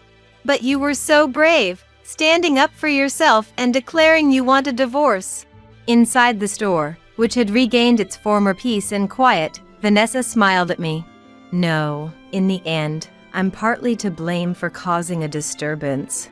I'm sorry for the trouble I've caused the store. And thank you for having those divorce papers ready.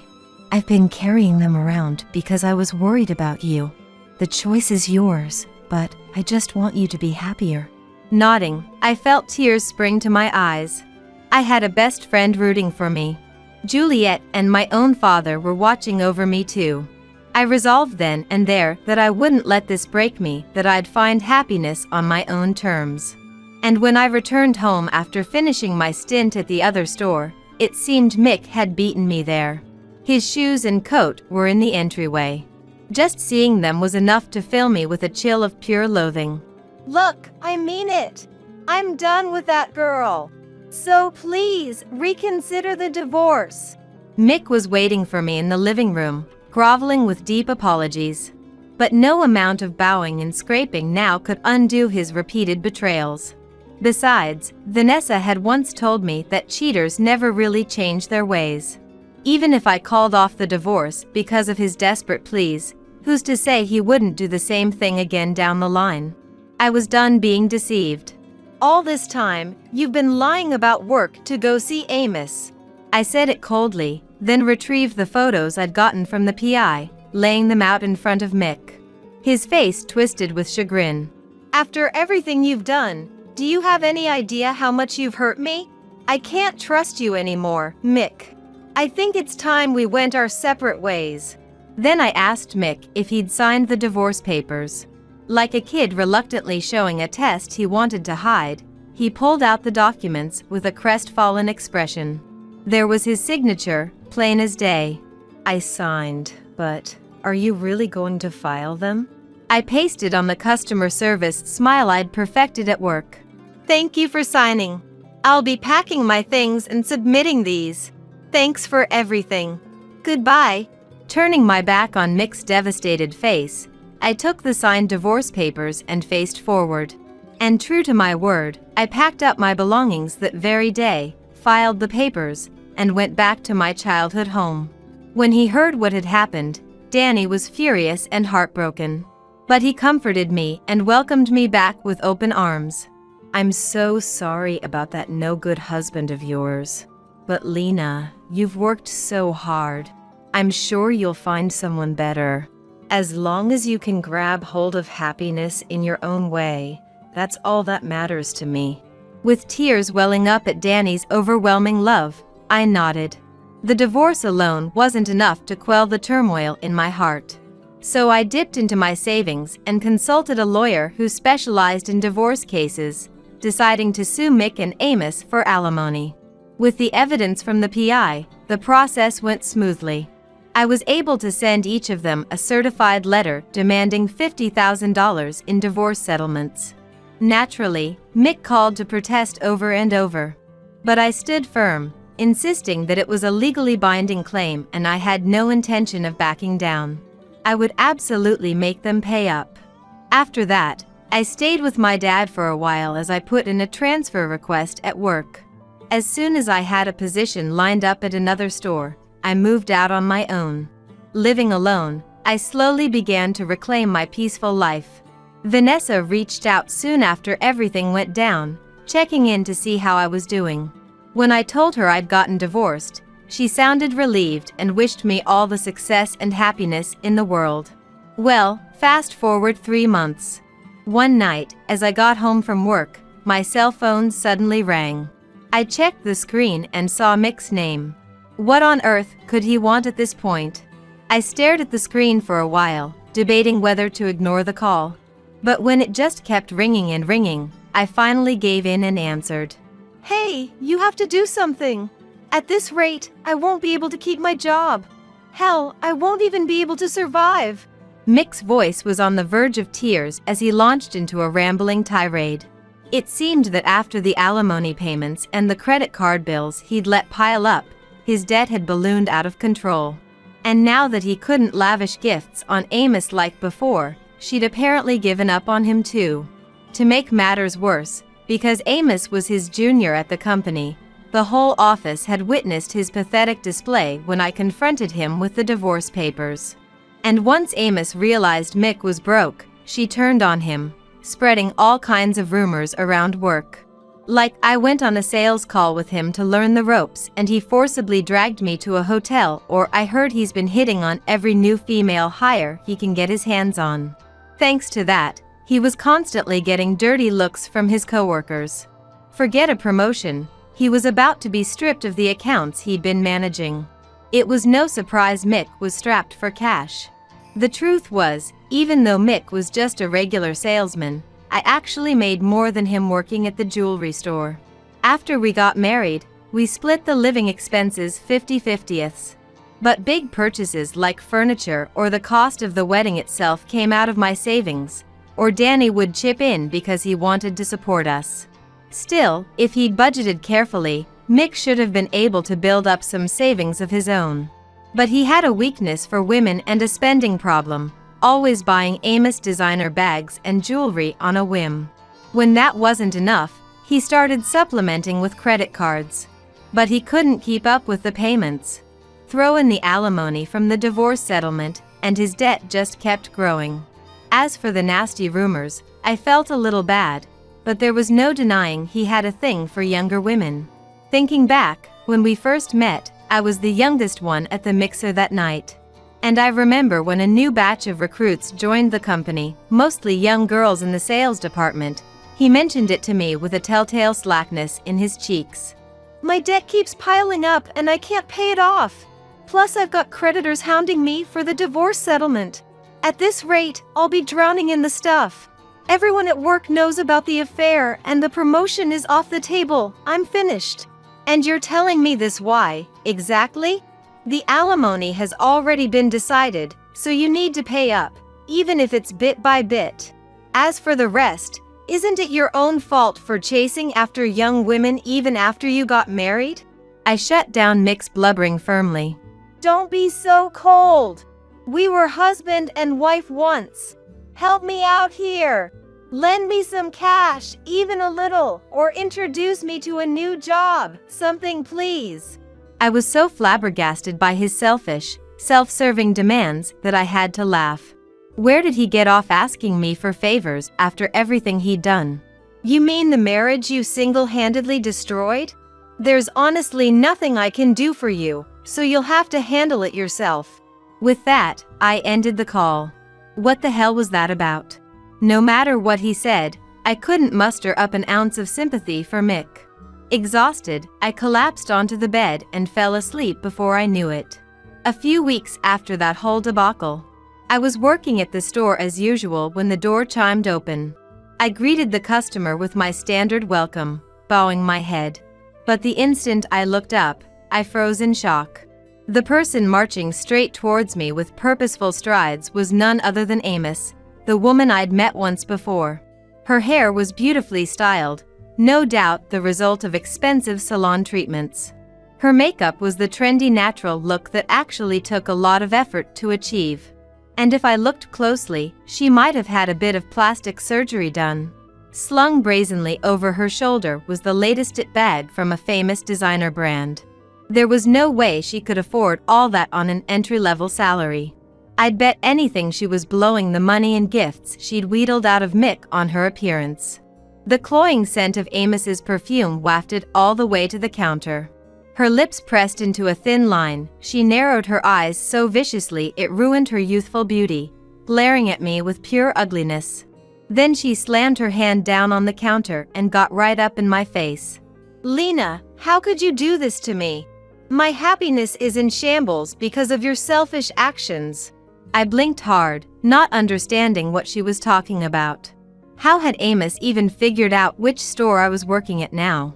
Had she been going around to every branch of the same brand, trying to track me down? If so, her tenacity sent a chill down my spine. Ever since he ran into you that day, Mick stopped loving me. He used to spoil me rotten, give me anything I wanted. I'm not sure what you're referring to, and please keep your voice down in the store. Ignoring my attempts to calm her, Amos cut me off and kept right on causing a scene. And nobody told me he'd be broke if you divorced him. I wanted him to leave his wife for me and marry me instead, because he was loaded and treated me like a princess. This is the worst. And why are you demanding alimony from me too? I just wanted to be loved and happy. You've completely ruined my life. Amos's shrill, hysterical screaming echoed through the store. Other employees started emerging from the back, and passersby began to gather around as well. This kind of disturbance could seriously damage the store's reputation. I had to do something. But before I could frantically formulate a plan, Amos's hand shot out.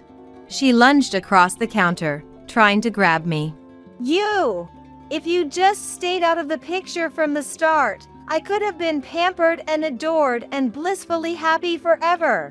Amos continued to wail and sob. After that, one of the employees ducked into the back room, and it wasn't long before the police arrived on the scene. They promptly took Amos into custody. Let me go! You're trying to make me out to be some kind of criminal? There's suspicion of interfering with business operations, but we'll get your full statement later. The officers said calmly as they surrounded Amos and dragged her out of the store.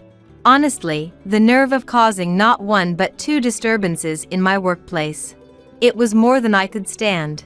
I apologized profusely to my coworkers for the trouble I'd caused the store, and thanked the person who'd called the police from the bottom of my heart.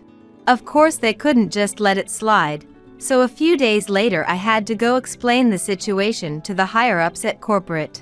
Mick's affair, Amos's outburst, it was all so humiliating to talk about, but this was part of being a responsible adult. In the end, my only punishment was a warning to reaffirm my commitment as a store manager. No concrete penalties. I vowed to buckle down and throw myself into my work with renewed focus. That momentary commotion didn't put a major dent in our sales, and the days passed smoothly. The store was filled with a rainbow of gems, as always: emeralds, topazes, rose quartz, garnets, and the customers who came to purchase them wore the same blissfully happy expressions as ever. It really drove home for me that a jewelry store should be a place of joy. As for Amos, who had caused such a scene, she was questioned by the police afterward. She managed to dodge the charges of interfering with business, but they ended up grilling her about the affair. Word got back to the company via the police that she'd been involved with Mick despite knowing he was married. And she'd tried to cover that up while spreading nasty rumors about him. Now it was her turn to be the office pariah. She was subjected to all kinds of bullying from older women with fearsome reputations, and the rest of her coworkers gave her the cold shoulder. The stress led to mistakes and subpar work. 2 months later, she more or less stopped coming in altogether. A quiet resignation of sorts.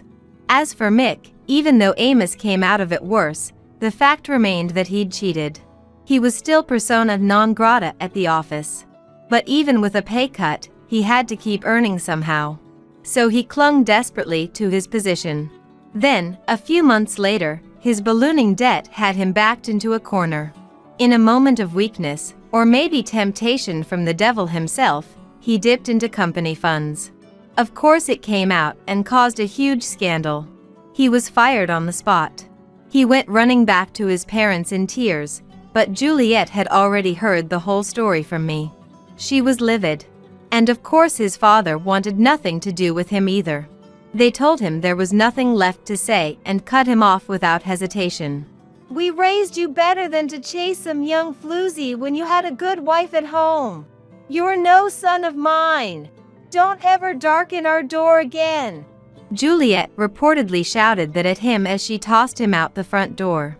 I don't know what happened after that, but I never heard about him landing a new job at the same level as his old company.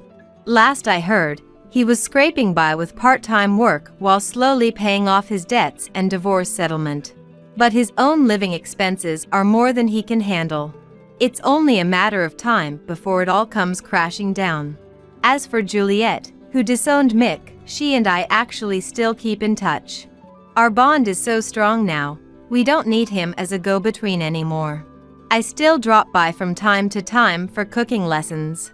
I'm single again these days, but it's fun to make myself tasty meals. And even more fun to share them with Juliet. Like a pair of gal pals with a bit of an age gap, she and I will keep on getting along famously. Thank you for your purchase. Wishing you every happiness. I called out to a customer with a beaming smile as I saw them off at the counter.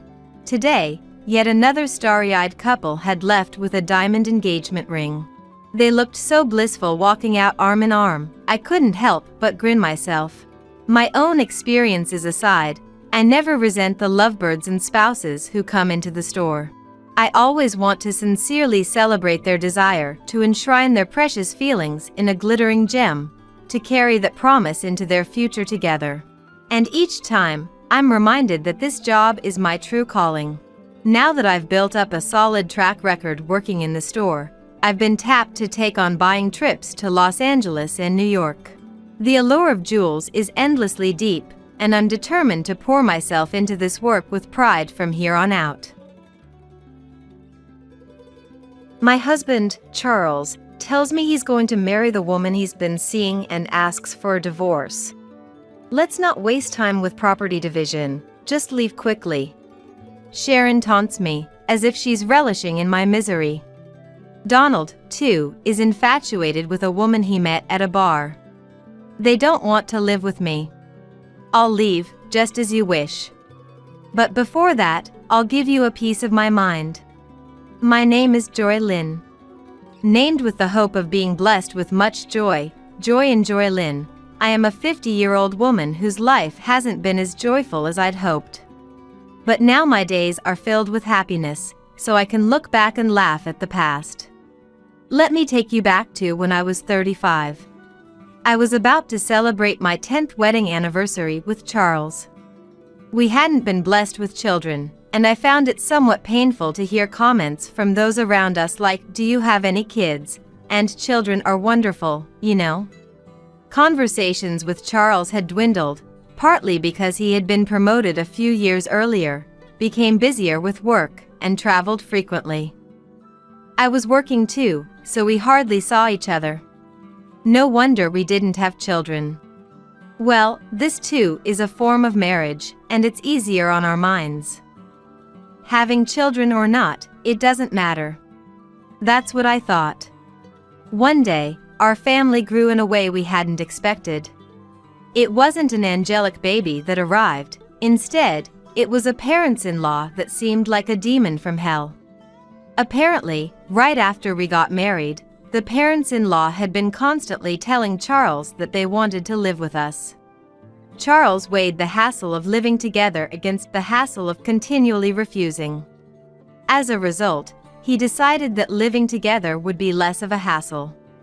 Surprisingly rational, or not? Hey, I didn't agree to live together. According to Charles, I'm hardly ever home, so it's fine. It might be fine for you. But still, as Charles said, it's fine. If the parents-in-law are good people. I had a hard time with these parents-in-law even before we started living together. They were the ones who persistently asked me, "When are you having kids?" Sharon would always say, "The more children you have, the better," every time we met. But you only gave birth to Charles, right? Living with such parents-in-law, it's a stomach-churning story.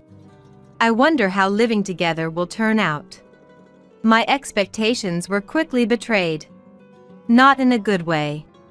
It turned out even worse than I thought. Donald solemnly declared as we started living together. "We won't give you any pension or living expenses." Then Sharon continued with a smile. Let's go with that arrangement. Wait, what kind of arrangement is that? Charles also said something like, "We both work, so we can manage without receiving living expenses." So Charles is one of them, too. I had never been particularly dissatisfied with Charles until now. I didn't expect much from a husband even before we got married. I thought a husband who doesn't get angry easily and works hard was good enough. But now, a wave of complaints that I never had before came rushing in. Moreover, as I lived with the parents-in-law for a while, I gradually understood the real reason they wanted to live with us. Donald would often go out somewhere at night. I believed him when he said he was going out to drink with friends. But then, I found a point card from what you'd call a nightclub and a business card with Nancy written on it in the laundry. There are various types of bars, but this was clearly a service industry that directly satisfies a man's desires. I see, he likes Nancy. I can't believe he's still so energetic at his age. I thought. Of course, I meant it in a bad way. No wonder he can't give us living expenses, he's spending it on Nancy. It can't be helped. No way. On the other hand, Sharon gradually started to harass me. Moreover, she was cunning and intensified the harassment gradually, so much so that even I didn't notice at first. At first, I thought she was being kind. I could have endured it if it had just been about the way I fold laundry or season my cooking, but there were times when Sharon called me by the name of Charles's ex-girlfriend. Every time, Sharon would apologize, saying, "I remember her strongly because she was the first girlfriend Charles introduced me to. I didn't do it on purpose. I'm sorry." At first, I thought, Sharon is old, so maybe such things happen. But as it continued, I realized something was off. Speaking of which, every time I took a shower, the bathroom was always dirty. I initially thought the mess in the bathroom was from Charles and the others who had gone in before, but no one complained about the bathroom being dirty. So, without a doubt, it must have been Sharon who was in before me. There were other instances too, like when Sharon, mistakenly thinking everyone had already bathed on a snowy day, unplugged the bathtub, leaving me to shower in the freezing cold. She also once took my favorite necklace from the closet without asking and then lost it. Each time, Sharon would say, "I didn't do it on purpose. I just wasn't thinking. I'm sorry." While it's possible to accidentally shower or call someone by the wrong name, taking jewelry without permission is not something that can be brushed off as a mere oversight. I began to suspect that maybe this was all intentional harassment aimed at me. When I saw Sharon angrily sitting at the dining table saying, "My dinner is late because Joylyn came home late," I finally realized it was indeed harassment, albeit subtle. Come to think of it, Sharon hasn't done any housework since she came to our home. She throws her socks inside out into the laundry and tosses bottles into the trash without removing the labels, adding minor inconveniences every time. She complains if meals are late and if the sheets are messy, and sometimes she even throws things. I finally understood. Our home was indeed graced by the arrival of a baby. 2 of them, in fact, both big and delightfully stubborn. Exhausted from my job as a caregiver, all I wanted was to quickly escape this situation and go to bed, so I kept silently tolerating Sharon's behavior. I didn't have the energy to argue with anyone when I returned home. I wanted to rest as quickly as possible, even if it was just for a moment. While I was exhausted and didn't notice at first, it seemed that Sharon knew about Donald's night outings. When an actress appeared on TV, Sharon persistently asked Donald, "Donald, don't you like girls like her?" "You do, don't you?" The actress's name was Nancy. The same as the girl from the bar. Donald looked pale. After that incident, I asked Sharon once, "Are you okay with Donald going out like that?" Sharon replied, "If I get a divorce, I'll be someone who has a divorce history at this age, right? That's miserable, and it looks bad to society. Of course, I don't like it. But he's just playing with professionals at the bar, right? If he's not serious, I can accept it." She wasn't holding back from divorce because of her concern for Donald, but rather she feared becoming someone with a history of divorce. I couldn't understand it. Turning a blind eye to infidelity must be causing her significant internal stress. And Sharon's outlet for that stress was harassing me. By harassing me, not only could she vent her stress, but she could also avoid doing housework. It was like killing two birds with one stone. I was certain. I knew why Sharon had insisted on living with Charles. Since living with the parents-in-law, Charles increasingly made excuses not to come home, saying he had to work overtime. This house was rotten from the roots to the pillars. At this rate, even I might end up crushed under the rotten floorboards. It happened one day, about 6 months after we started living together. Charles, who rarely had the same day off, said something unexpected. "Please, let's get a divorce." It was a bolt from the blue. It turns out, Charles had been having an affair with a classmate for a long time. He even said he wanted to marry this person, and I had no clue. Apparently, they started dating just before he got promoted. I thought he was working hard for our sake, but could it have been for his classmate? Was it my fault for not paying attention to Charles's behavior, using my exhaustion as an excuse? I thought affairs only happened on TV and to people like Donald. No, maybe it's natural for Charles to cheat, given that Donald does it too. "Once this house is ready, my girlfriend and I are moving in. You can take your things and leave," Charles declared. Sharon asked, "What's going to happen to us?" "You can stay, my girlfriend doesn't mind sharing," Charles responded. What a nice girl. Joylyn, don't let her get away with it if she asks for property division. We're going to use this house and everything in it. Donald chimed in. Yeah, she's really a good girl. Especially if she's cuter than Joylyn. Sharon shot Donald a look as if to say, "There you go again with women." But Charles and Donald just laughed. "These people are hopeless." I replied, "All right.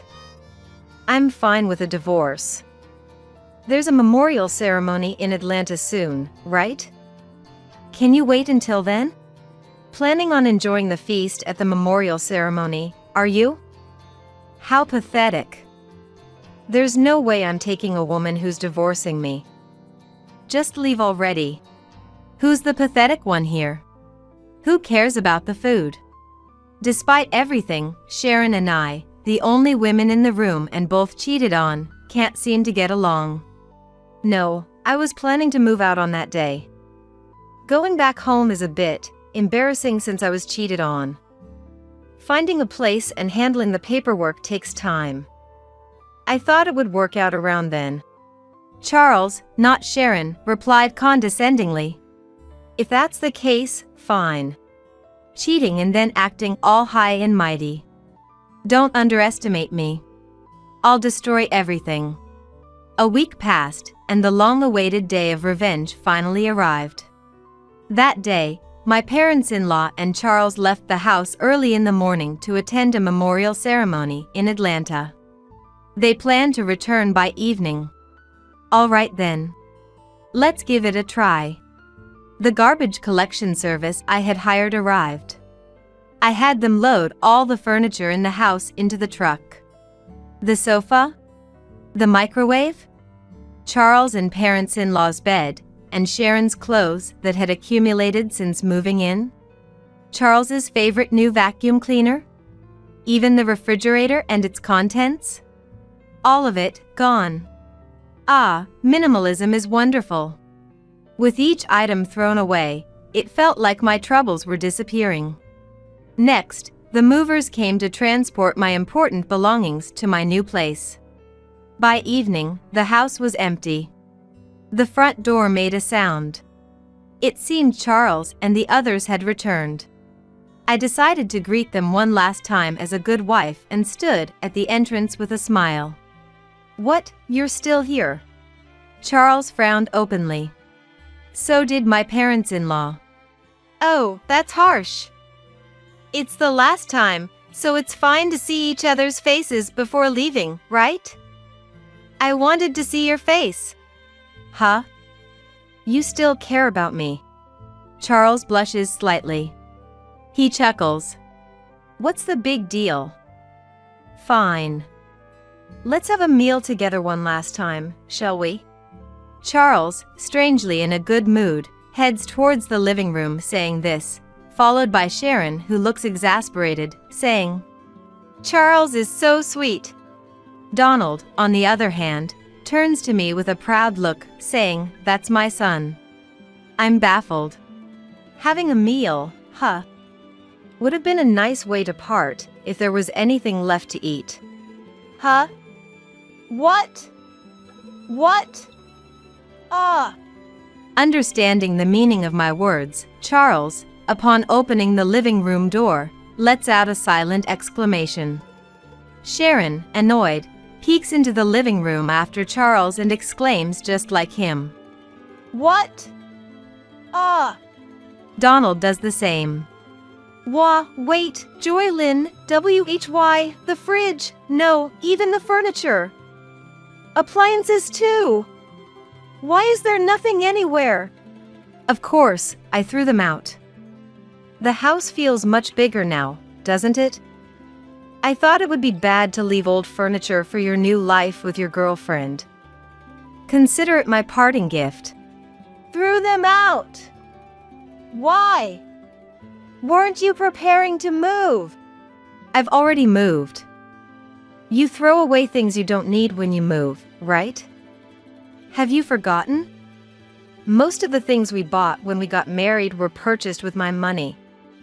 Nothing bad will happen just because I, who didn't need them, threw them away. At my words, Charles points at me, his mouth moving but no words coming out. He seems too shocked to speak. With this, I'll forego any division of property. Well, there's hardly anything to divide anyway. Sharon, furious at my smile, says, "What have you done?" I'll return that phrase to your foolish son. There are limits to indecency, like cheating while having a wife and then saying to leave because you're remarrying. Wasn't your upbringing at fault? How could you speak to me like that? You are such a terrible daughter-in-law. Do you still consider yourself my mother-in-law? To me, you're just another old lady. I speak with a malicious smile, and Sharon mutters, "So ungracious." Shaking with anger. It's a secret that seeing Sharon angry is starting to be a bit fun. Don't you remember? If I ask for a division of this house, you can't refuse, can you? Without the house, where would you two strangers live? You sold your family home, right? Yes, the PILs had sold their house when they moved in with us. We won't need it anymore, they had said. So, this house was absolutely necessary for them. They sided with their son's affair over his wife, probably thinking, as long as there's a house with a housemaid, anything goes. Hearing my words, perhaps feeling rushed, Donald intervenes. Well, let's settle this amicably, pretending to be a good person. Yes, let's do that. Let's proceed calmly, just like the old just like Donald suggests. Exactly, you know what I'm talking about, Joylyn. Of course. By the way, Donald, wasn't your cell phone broken today? Huh? Oh, yeah. I realized it after leaving the house, it wouldn't turn on. If charging doesn't work, I guess I'll have to consult the store. There's no need for that. Your cell phone is right here. Saying that, I pulled Donald's cell phone from my pocket. Huh? Two identical phones? What's going on? Donald is puzzled. I switched the phones just before you left today. The one I have is the real one, and the one you had is a used one I bought and removed the battery. So, it won't turn on. What? Since you aren't tech savvy, I thought you'd just give up easily thinking it's broken or out of battery. It seems like a huge success. Smiling, I get asked by Donald. Why would you do that? Why, you wonder? Well, I have no clue. Speaking of which, you received an email today from your beloved Nancy saying she had a good time the other day. You email each other daily, right? I'm so jealous of your close friendship. What? Donald gasps, while Sharon glares at him. So, Donald, you were out with Nancy the other day? Woohoo! More lovey-dovey than with Sharon. But you should put a lock on your phone if you're cheating. You'll get caught easily. See, stop it, Joylyn, this. But I thought cheating is wrong. Charles cheated on me, and it hurt. I know exactly how Sharon feels. So, I did something nice at the end. I texted Nancy. I'm bored. Let's break up. She was furious. I was just dealing with this old man because he conveniently gives me money. Good thing you broke up safely. Oh, by the way, this is Nancy, Sharon. Your enemy, take a good look. Saying that, I showed everyone a photo of Nancy and Donald as I returned the phone. That's when it happened. Charles showed a stern expression no one had seen before. Why? My girlfriend is. What? Everyone but Charles gasped. What's going on, Charles? What are you to Nancy? No, that's my line, Dad. Why are you taking pictures with Nancy? Because I'm her boyfriend, obviously. No, Nancy is my girlfriend. Isn't your girlfriend your classmate? We just met at a bar and started hanging out. Who would have thought that father and son were dating the same person? This development was also surprising for me. Ignoring Sharon and me, who were in shock, the men started a pointless argument about who was more suitable to be Nancy's boyfriend, which eventually escalated to a full-blown brawl, pulling each other's hair. The brawl ended when Charles pulled out a significant amount of Donald's precious, thinning hair. After a glance at the soulless face of Donald, I loudly declared, "Well, I'm off to my new place. Thank you for everything. I'll be claiming compensation for the affair next time. Bye." I had said there would be no property division, but I didn't mention compensation. Sharon realized that this was a serious affair and, swinging the bag she was holding, began furiously beating Donald in a rage. Donald stood there, head hung low, as if he had burnt out completely, unable to process everything happening all at once. Watching this living hell unfold beside me, I couldn't stop smiling as I hopped on my beloved scooter and left the scene. Although it's a far stretch, in my mind, I felt like Tom Cruise in Top Gun. Oh, it's been a while since I've ridden down such a refreshing night road. This is the best. Later on, when I proposed divorce, including the alimony, Charles said, "Please wait on the divorce."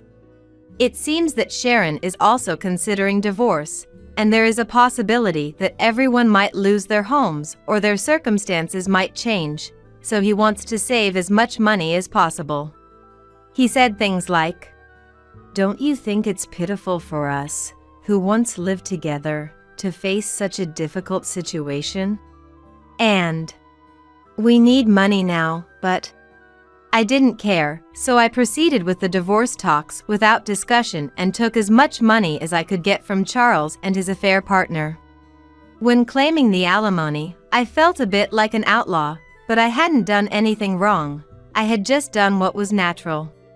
Well, maybe tampering with someone's phone was slightly wrong. In the end, around the same time as our divorce, it seemed that Sharon also divorced Donald. Apparently, Donald and Nancy's affair had been going on for over 5 years, and Sharon couldn't forgive that they had a relationship in private as well.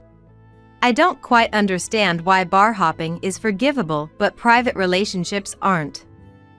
I thought there are various forms of marriage. Well, in the end, we're not married anymore anyway. Donald was sued for alimony by Sharon, and Charles was sued for alimony by me. So the saying blood will out held true, and the parents-in-law are now all scattered. Sharon, having been cheated on by Donald, seemed to have grown to despise men in general, including Charles, who had abandoned me in a similar manner. As a result, Charles and Sharon, after her divorce, are slowly becoming distant, though they do have minimal conversations. Donald, jobless, turned to Charles for help but was rejected, as Charles himself was barely scraping by. Charles is juggling multiple jobs, while Sharon, who had been a housewife since her early marriage, is experiencing work for the first time with a part-time job. Donald became a part-time worker living in a cheap hotel. Charles, eager to remarry Nancy, learned that she wasn't interested. Nancy saw both Charles and Donald as mere extensions of her bar work, as convenient sources of money. It turned out that Nancy had other men besides Charles in the same capacity. Charles, having been classmates with her, mistook her for being serious and believed she was his destiny. But in reality, it was a foolish and trivial story. In the end, both men were deemed unnecessary by Nancy, even as convenient sources of money, and were discarded. From my perspective, I thought, since I'm leaving, might as well destroy everything in the process. Just as I aimed. I'm very satisfied having witnessed this spectacular collapse of a family. No one in that family valued each other, only caring about themselves. So, the outcome was, in a way, inevitable. Essentially, they were a family in name only, lacking any compassion. Now, I think it was good that I got away from that household. On the other hand, while I still come home exhausted from work every day, living alone has freed up my time as I no longer need to allocate it for someone else. I have more freedom than when I was married. Back when I was married, I hardly had time to meet my college friends, but now I can travel with them on my days off and even have time for my hobbies. In college, I was part of the choir, so I decided to join a karaoke club. It seems that one can continue to improve in music, no matter the age. I consistently win at the club's competitions and even earn cash prizes. Thanks to that, my wallet is always warmly filled. Hee hee. At the facility where I work, my colleagues suggested hosting a karaoke recreation event since I'm good at it, and it was a huge hit. I received many compliments like "you're so good," and was thrilled to bring smiles to the residents through my personal hobby, something I hadn't expected. By the way, my go-to performances are Unchained Melody and My Heart Will Go On. The lyrics of older songs are just so wonderful. I don't really understand recent songs, but I guess I should study up. Though my days aren't glamorous, I'm surrounded by friendly colleagues, trustworthy friends, and kind residents who feel like family beyond work boundaries. Finally, it seems like I've become the Joylyn I was meant to be. From now on, I aim to be someone who not only receives joy, but also shares it with others.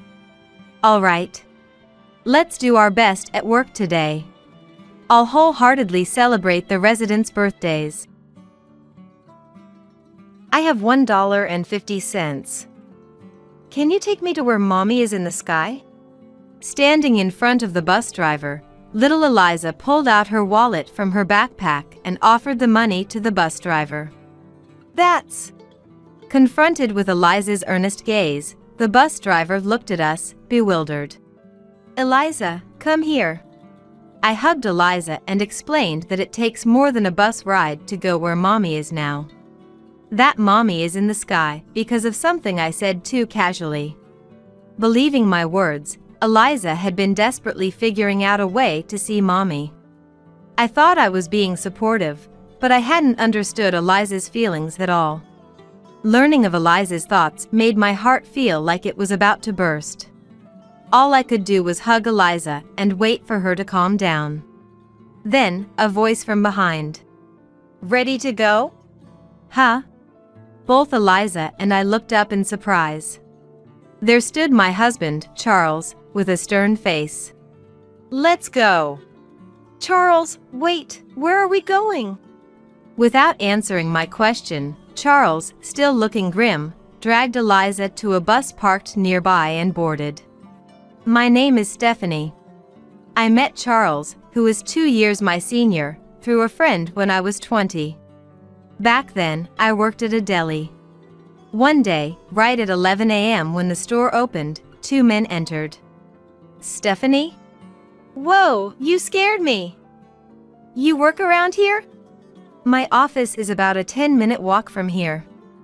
We have a meeting in the afternoon, so we thought we'd grab an early lunch. Ah, this is my colleague, Charles. He recommended this deli.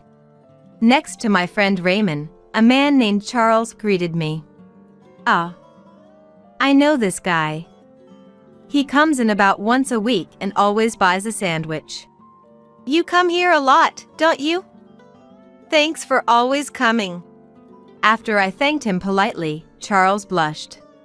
Seeing Charles's reaction, my friend smirked. Charlie is a really capable guy, someone I look up to. He's quiet but has always been patient and supportive. Stephanie has a gentle, almost animal-like character, like a younger sister. I have a feeling you two will get along. What are you talking about? Come on, let's buy and head back. With that, Charles picked up 2 sandwiches and handed them to me. That'll be $8 for both. As I was handing back the change, my fingers brushed against Charles's palm. Oh, I'm sorry. No, I'm sorry for what Raymond said. Let's go. Watching Charles walk away, with Raymond waving goodbye beside him, I noticed Charles's earlobes had turned red. Despite being older, it was somehow endearing. I couldn't help but smile.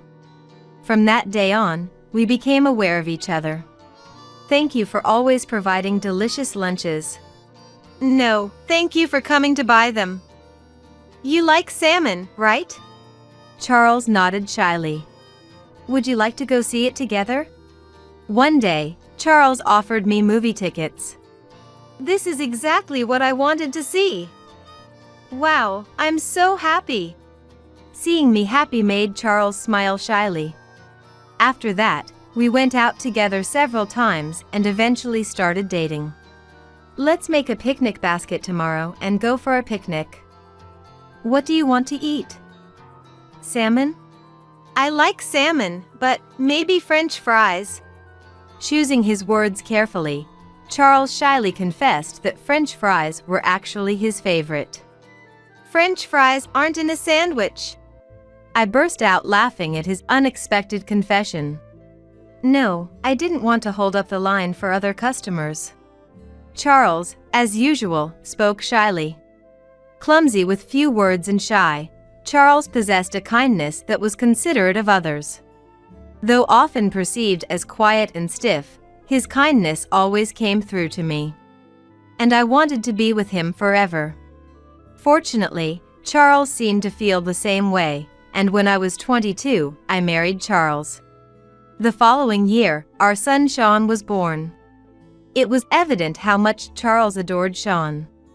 Whenever Sean cried, Charles would immediately come running to quietly and restlessly hold him. Thank you, Charles. If you talk to him, He'll soon recognize your voice too. Talk to him, like, what should I say? Coughing and handing Sean to me, Charles scratched his head and went into his room. He must be embarrassed. I found his awkward expressions of love endearing. Eventually, Sean became a schoolboy. Dad, listen. Today at school. Is that so? Can I learn baseball with my friends? Do what you like. Even though Sean spoke excitedly, Charles would listen but usually end conversations with nods or a word. To me, who understood Charles, it was nothing unusual, but as Sean grew, he began to speak less to his father. Sean, did you message Charles that you got into your first choice college? No, tell him for me, Mom. Dad's not interested in me. That's not true. Because the Lucky Charm. Lucky Charm? Well, Charles is quiet with everyone, but he really does care about Sean. Really? Charles had prepared a lucky charm for Sean's college entrance exams. Don't tell him it's from me. Embarrassed, Charles said this as he indifferently handed me the lucky charm.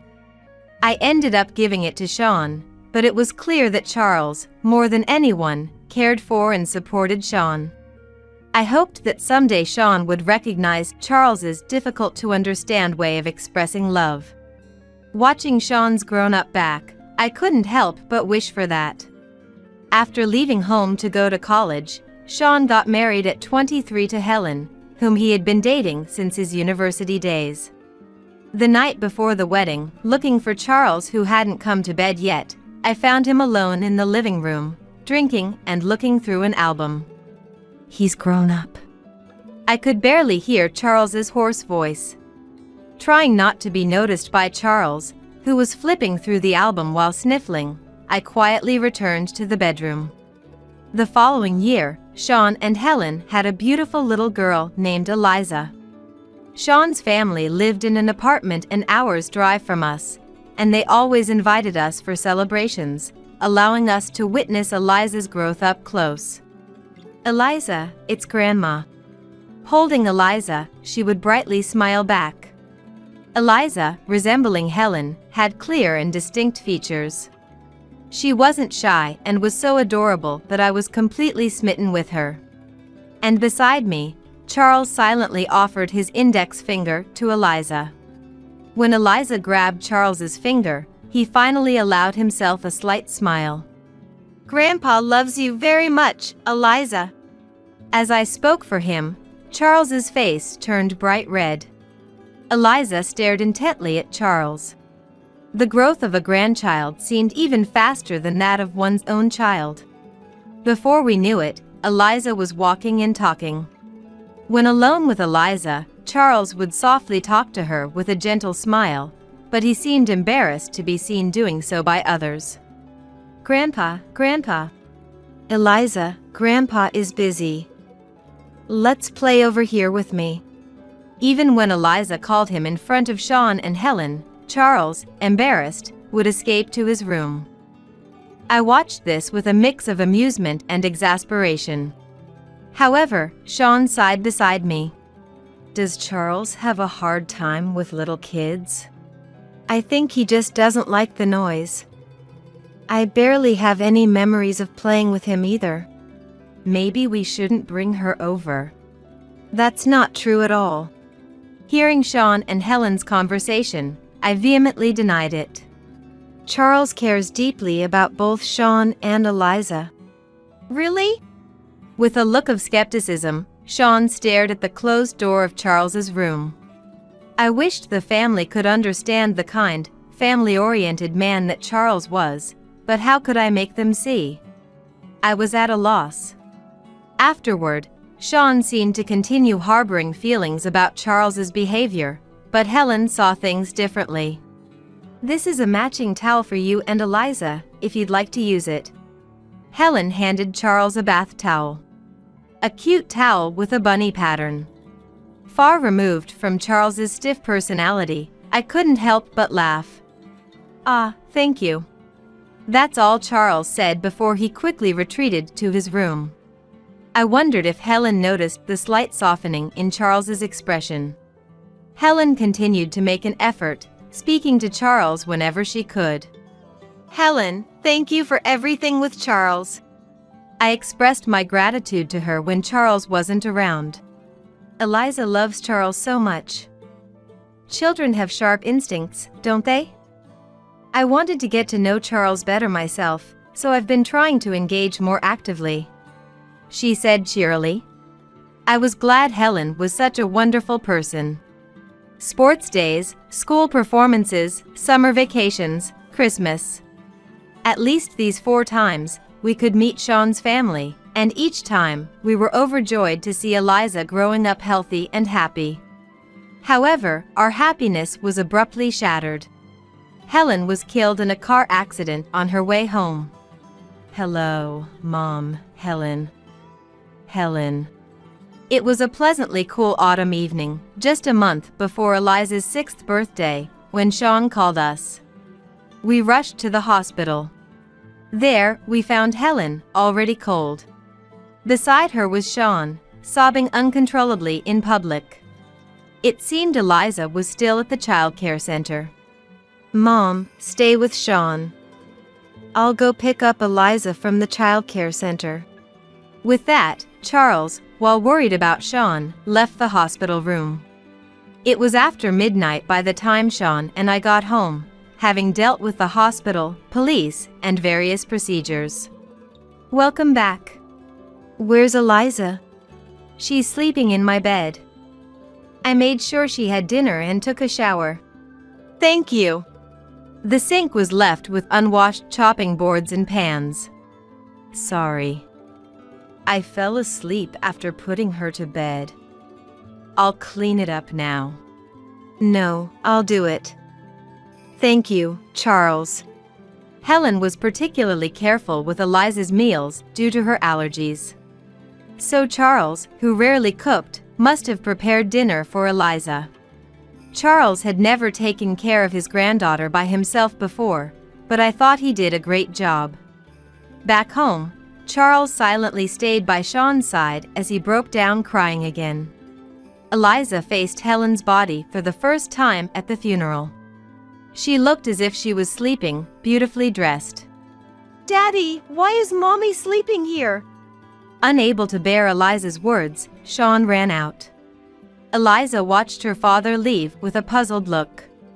Mommy's not going to wake up anymore. She's gone to heaven. Did Mommy go alone? Take me with you. Eliza held on to her mom's hand. Mommy, let's go home. You'll catch a cold sleeping here. At just 5 years old, Eliza couldn't understand that her mother would never wake up again. Neither Charles nor I knew how to explain it to her, so we just stood there, helpless. Somehow, we made it through the funeral and returned home. I was worried about Sean, who seemed numb and drained of tears. Hey, Sean, why don't we live together? With 3 adults, we can properly take care of Eliza. Seeing Sean so shut down and shocked, we offered to live with him. Sean nodded silently, and that settled it. We would live together. Wow, I get to live with Grandpa and Grandma? Yay!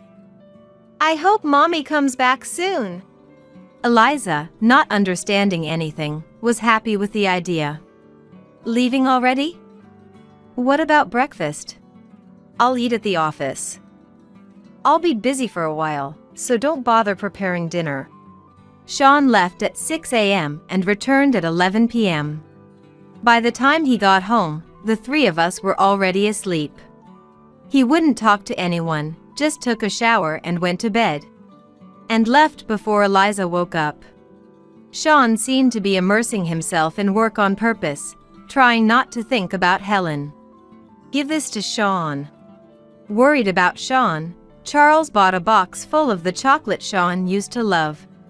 From Charles. I didn't know if Sean was eating properly at work, but every morning I gave him the chocolate along with a sandwich for breakfast. Every morning, Eliza would wake up and ask if Mommy had come back. Mommy's in the sky now. We can't see her, but she's watching over you, Eliza. Each time, I took Eliza in front of the portrait and explained. Let's say good morning to Mommy. Good morning. Eliza looked unconvinced, and I forced a smile. Come back soon. I heard Eliza's whisper, but I tried to override her words with my own. Today, we'll go pick flowers with Grandma. Since Helen's death, Eliza hadn't gone to childcare. She didn't want to go without Helen, who always took her there. With her mother gone and seeing her father rarely, Eliza must be feeling insecure. Thinking this, I decided to stay by Eliza's side as much as possible to distract her. If you keep looking down, Helen will scold you. She said there was nothing happier than seeing you and Eliza smile. I tried to cheer up Sean, who remained withdrawn, but mentioning Helen's name brought silent tears to his eyes. I'm sorry. But you're Eliza's father. I know. After saying that, Sean quickly left the house.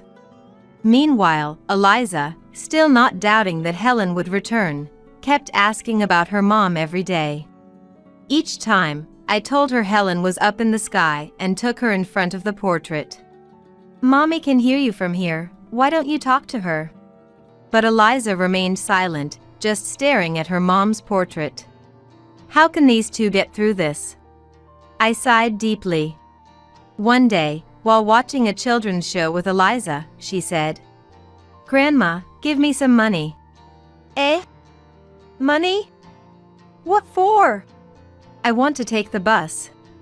The show we were watching was about a little girl traveling to various places by bus.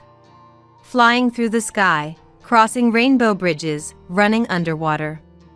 Anything was possible, and she could go anywhere. It was a story full of dreams. Then, if you help out, I'll give you some pocket money. Let's save up and take the bus, okay? Okay. I saw Eliza's beaming smile for the first time in a long while. Where does Eliza want to go? It might be nice to take a trip together. Maybe it would help Sean feel a bit better. Thinking this, I smiled fondly at Eliza, who was eager to help out. Grandpa, Grandma, we're going to take the bus. A few days later, Eliza appeared in front of us, backpack on and hat in place, all ready to go. Are we going today? Yes. We have to hurry, or we'll be late. Charles and I exchanged looks. Pulled along by Eliza's determination, we found ourselves heading to the bus stop. We're just going to look at the buses today. I hadn't planned anything yet and told Eliza so, but she wasn't listening. Maybe seeing the buses would calm her down. With that thought, we took Eliza to the bus stop. Upon arriving and spotting the bus driver, Eliza ran off. Running is dangerous. Charles and I hurried after her. Reaching the bus driver quickly, Eliza pulled out her wallet from her backpack and offered the money to the bus driver. I have $1.50. Please take me to where Mommy is in the sky. That's... Faced with Eliza's earnest gaze, the confused bus driver looked at us. Eliza, come here. I hugged Eliza and explained that it takes more than a bus ride to go where Mommy is, that Mommy is in the sky because of something I said too casually. We can go. We can go anywhere. I want to go see Mommy. Eliza cried, arguing that since the bus on TV could fly, taking the bus meant she could go see Mommy in the sky. Believing my words, Eliza had been desperately figuring out a way to see Helen. I thought I was being supportive, but I hadn't understood Eliza's feelings at all. Learning of Eliza's thoughts made my heart feel like it was about to burst. All I could do was hug Eliza and wait for her to calm down. Ready to go? About 5 minutes had passed when a voice came from behind. Huh? Both Eliza and I involuntarily looked up. There stood Charles, with a stern face. Let's go. Charles, wait, where to?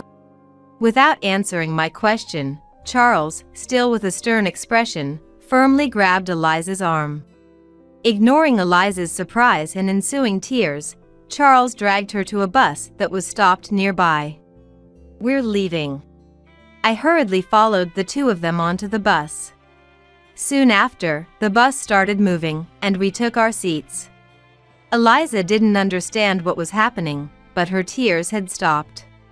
In the empty bus, we sat in silence.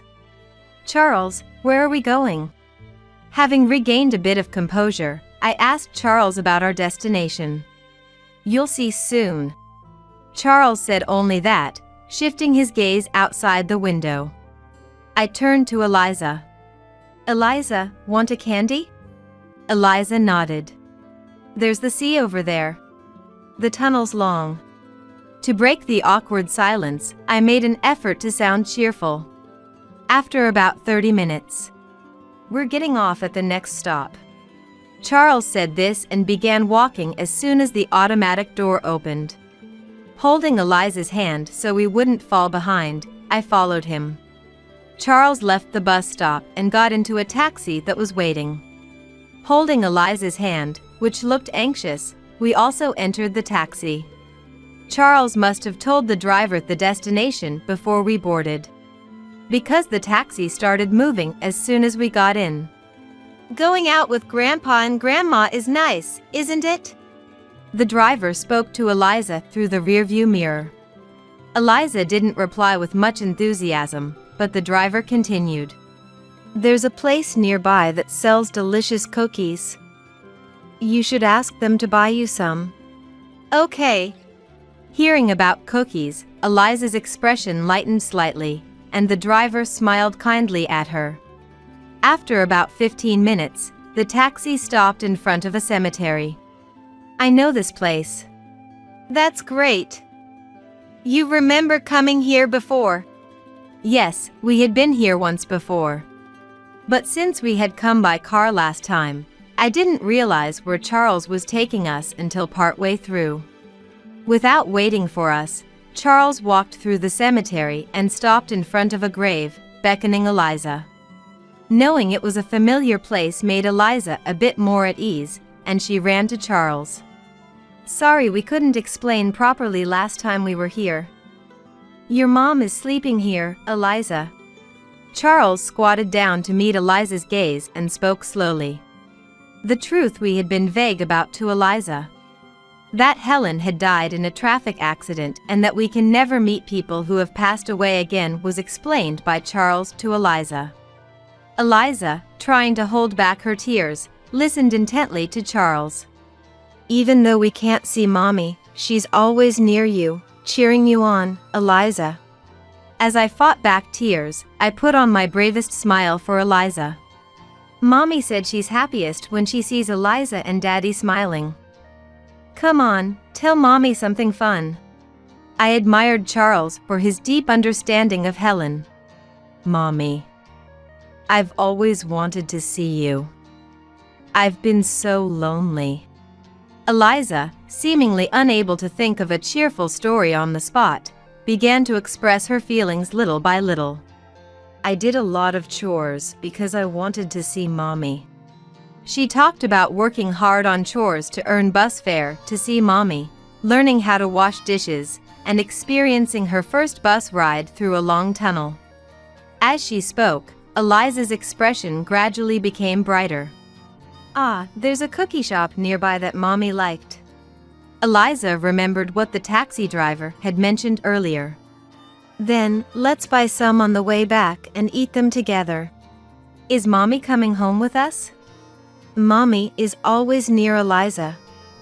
You just can't see her.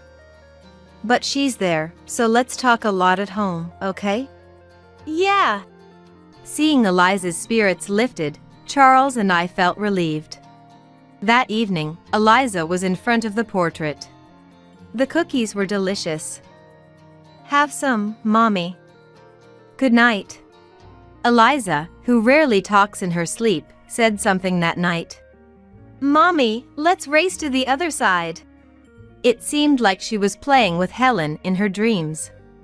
Charles, thank you. I was grateful to Charles for having the courage to explain the truth to Eliza. Now it's Sean's turn. I had no confidence in cheering up Sean. A week passed. I had fallen asleep while putting Eliza to bed and woke up around 11 p.m.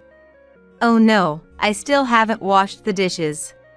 Walking down the hallway to the kitchen, I heard a voice from the living room. Have a drink with me. Peeking inside, I saw Sean had just returned, holding a bag in one hand. I'm too tired. Sit down. Charles firmly made Sean sit and poured him a glass of whiskey. We went with Eliza to Helen's grave the other day. Charles told Sean about how Eliza had saved up money from doing chores to take the bus to see Mommy, how she cried at the bus stop wanting to see Mommy, and how they had explained the truth to Eliza, who understood. Eliza has managed to sort out her feelings and is now living looking forward. It's about time you did too. Sean interrupted Charles by placing his glass down. It's not that easy to just switch feelings. Sean tearfully argued that he still couldn't accept Helen's death and had been intentionally immersing himself in work to avoid thinking about her. I'm not a child. I can't just accept it like Eliza. You can't possibly understand how I feel. Charles glared at Sean, who was screaming irrationally, losing his composure. It's not because she's a child that she accepted it quickly. Eliza struggled for a long time before she could accept it. On top of losing Helen, her father, you, weren't around either. The one Eliza wanted to rely on the most was her father, you. Indeed, Eliza, though she never verbalized it, always cared about Sean. No matter how much we were there for her, the sudden separation from the family she had lived with must have been incredibly unsettling. Hearing Charles's words, Sean calmed down a bit. We're at an age where anything can happen. When that time comes, who will protect Eliza? Only her father, you. Sean looked down, tears streaming.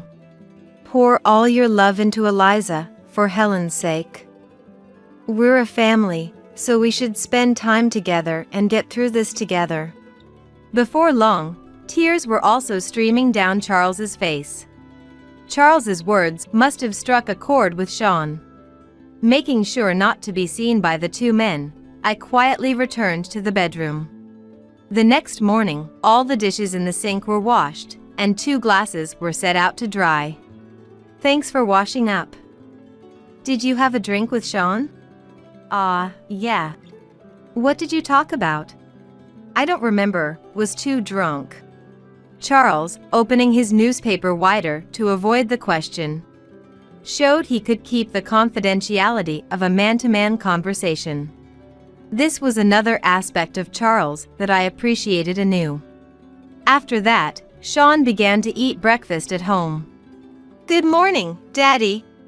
Eliza, overjoyed to see her dad in the morning, was lovingly patted on the head by Sean. Eliza, want to go to the childcare center together? Let's go.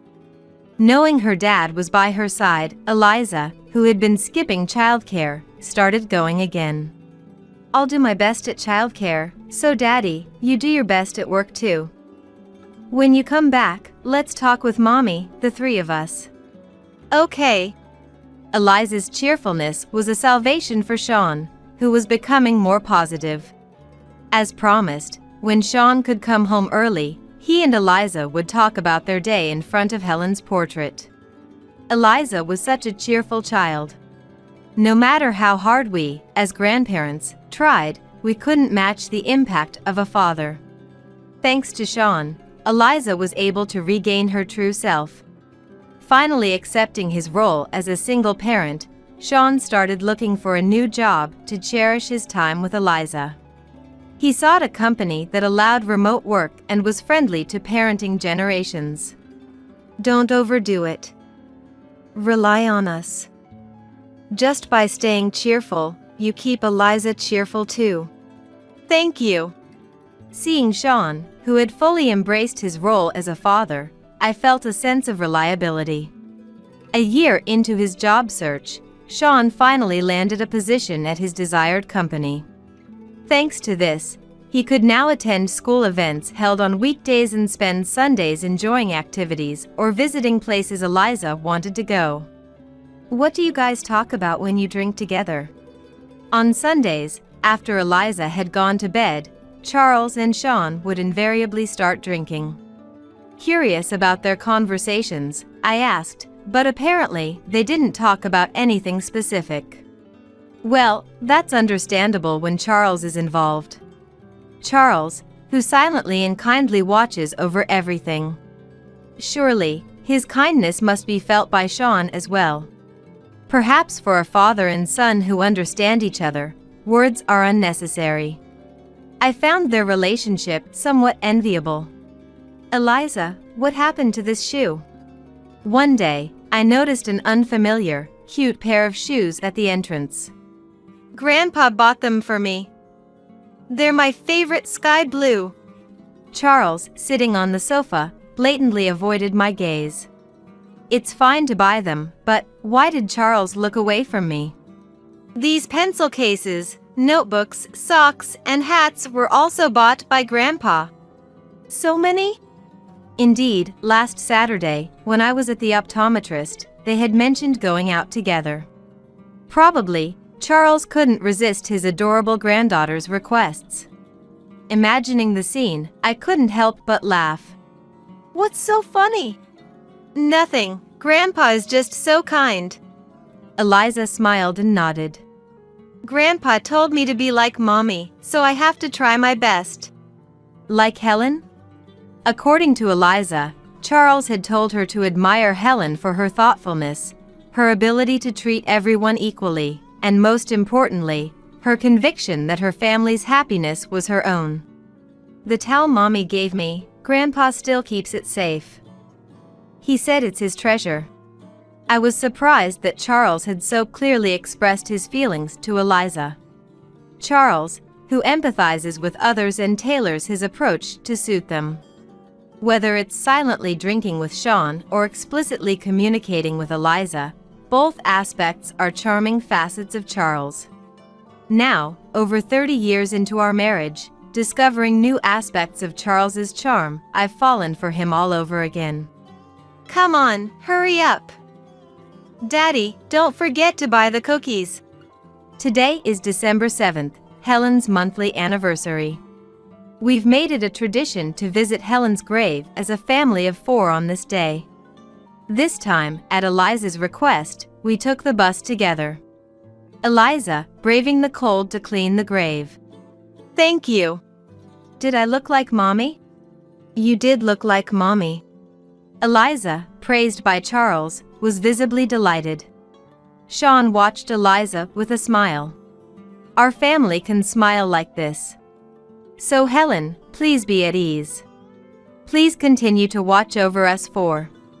Opening my eyes, it felt as if Helen was also enveloped in this warm atmosphere with us.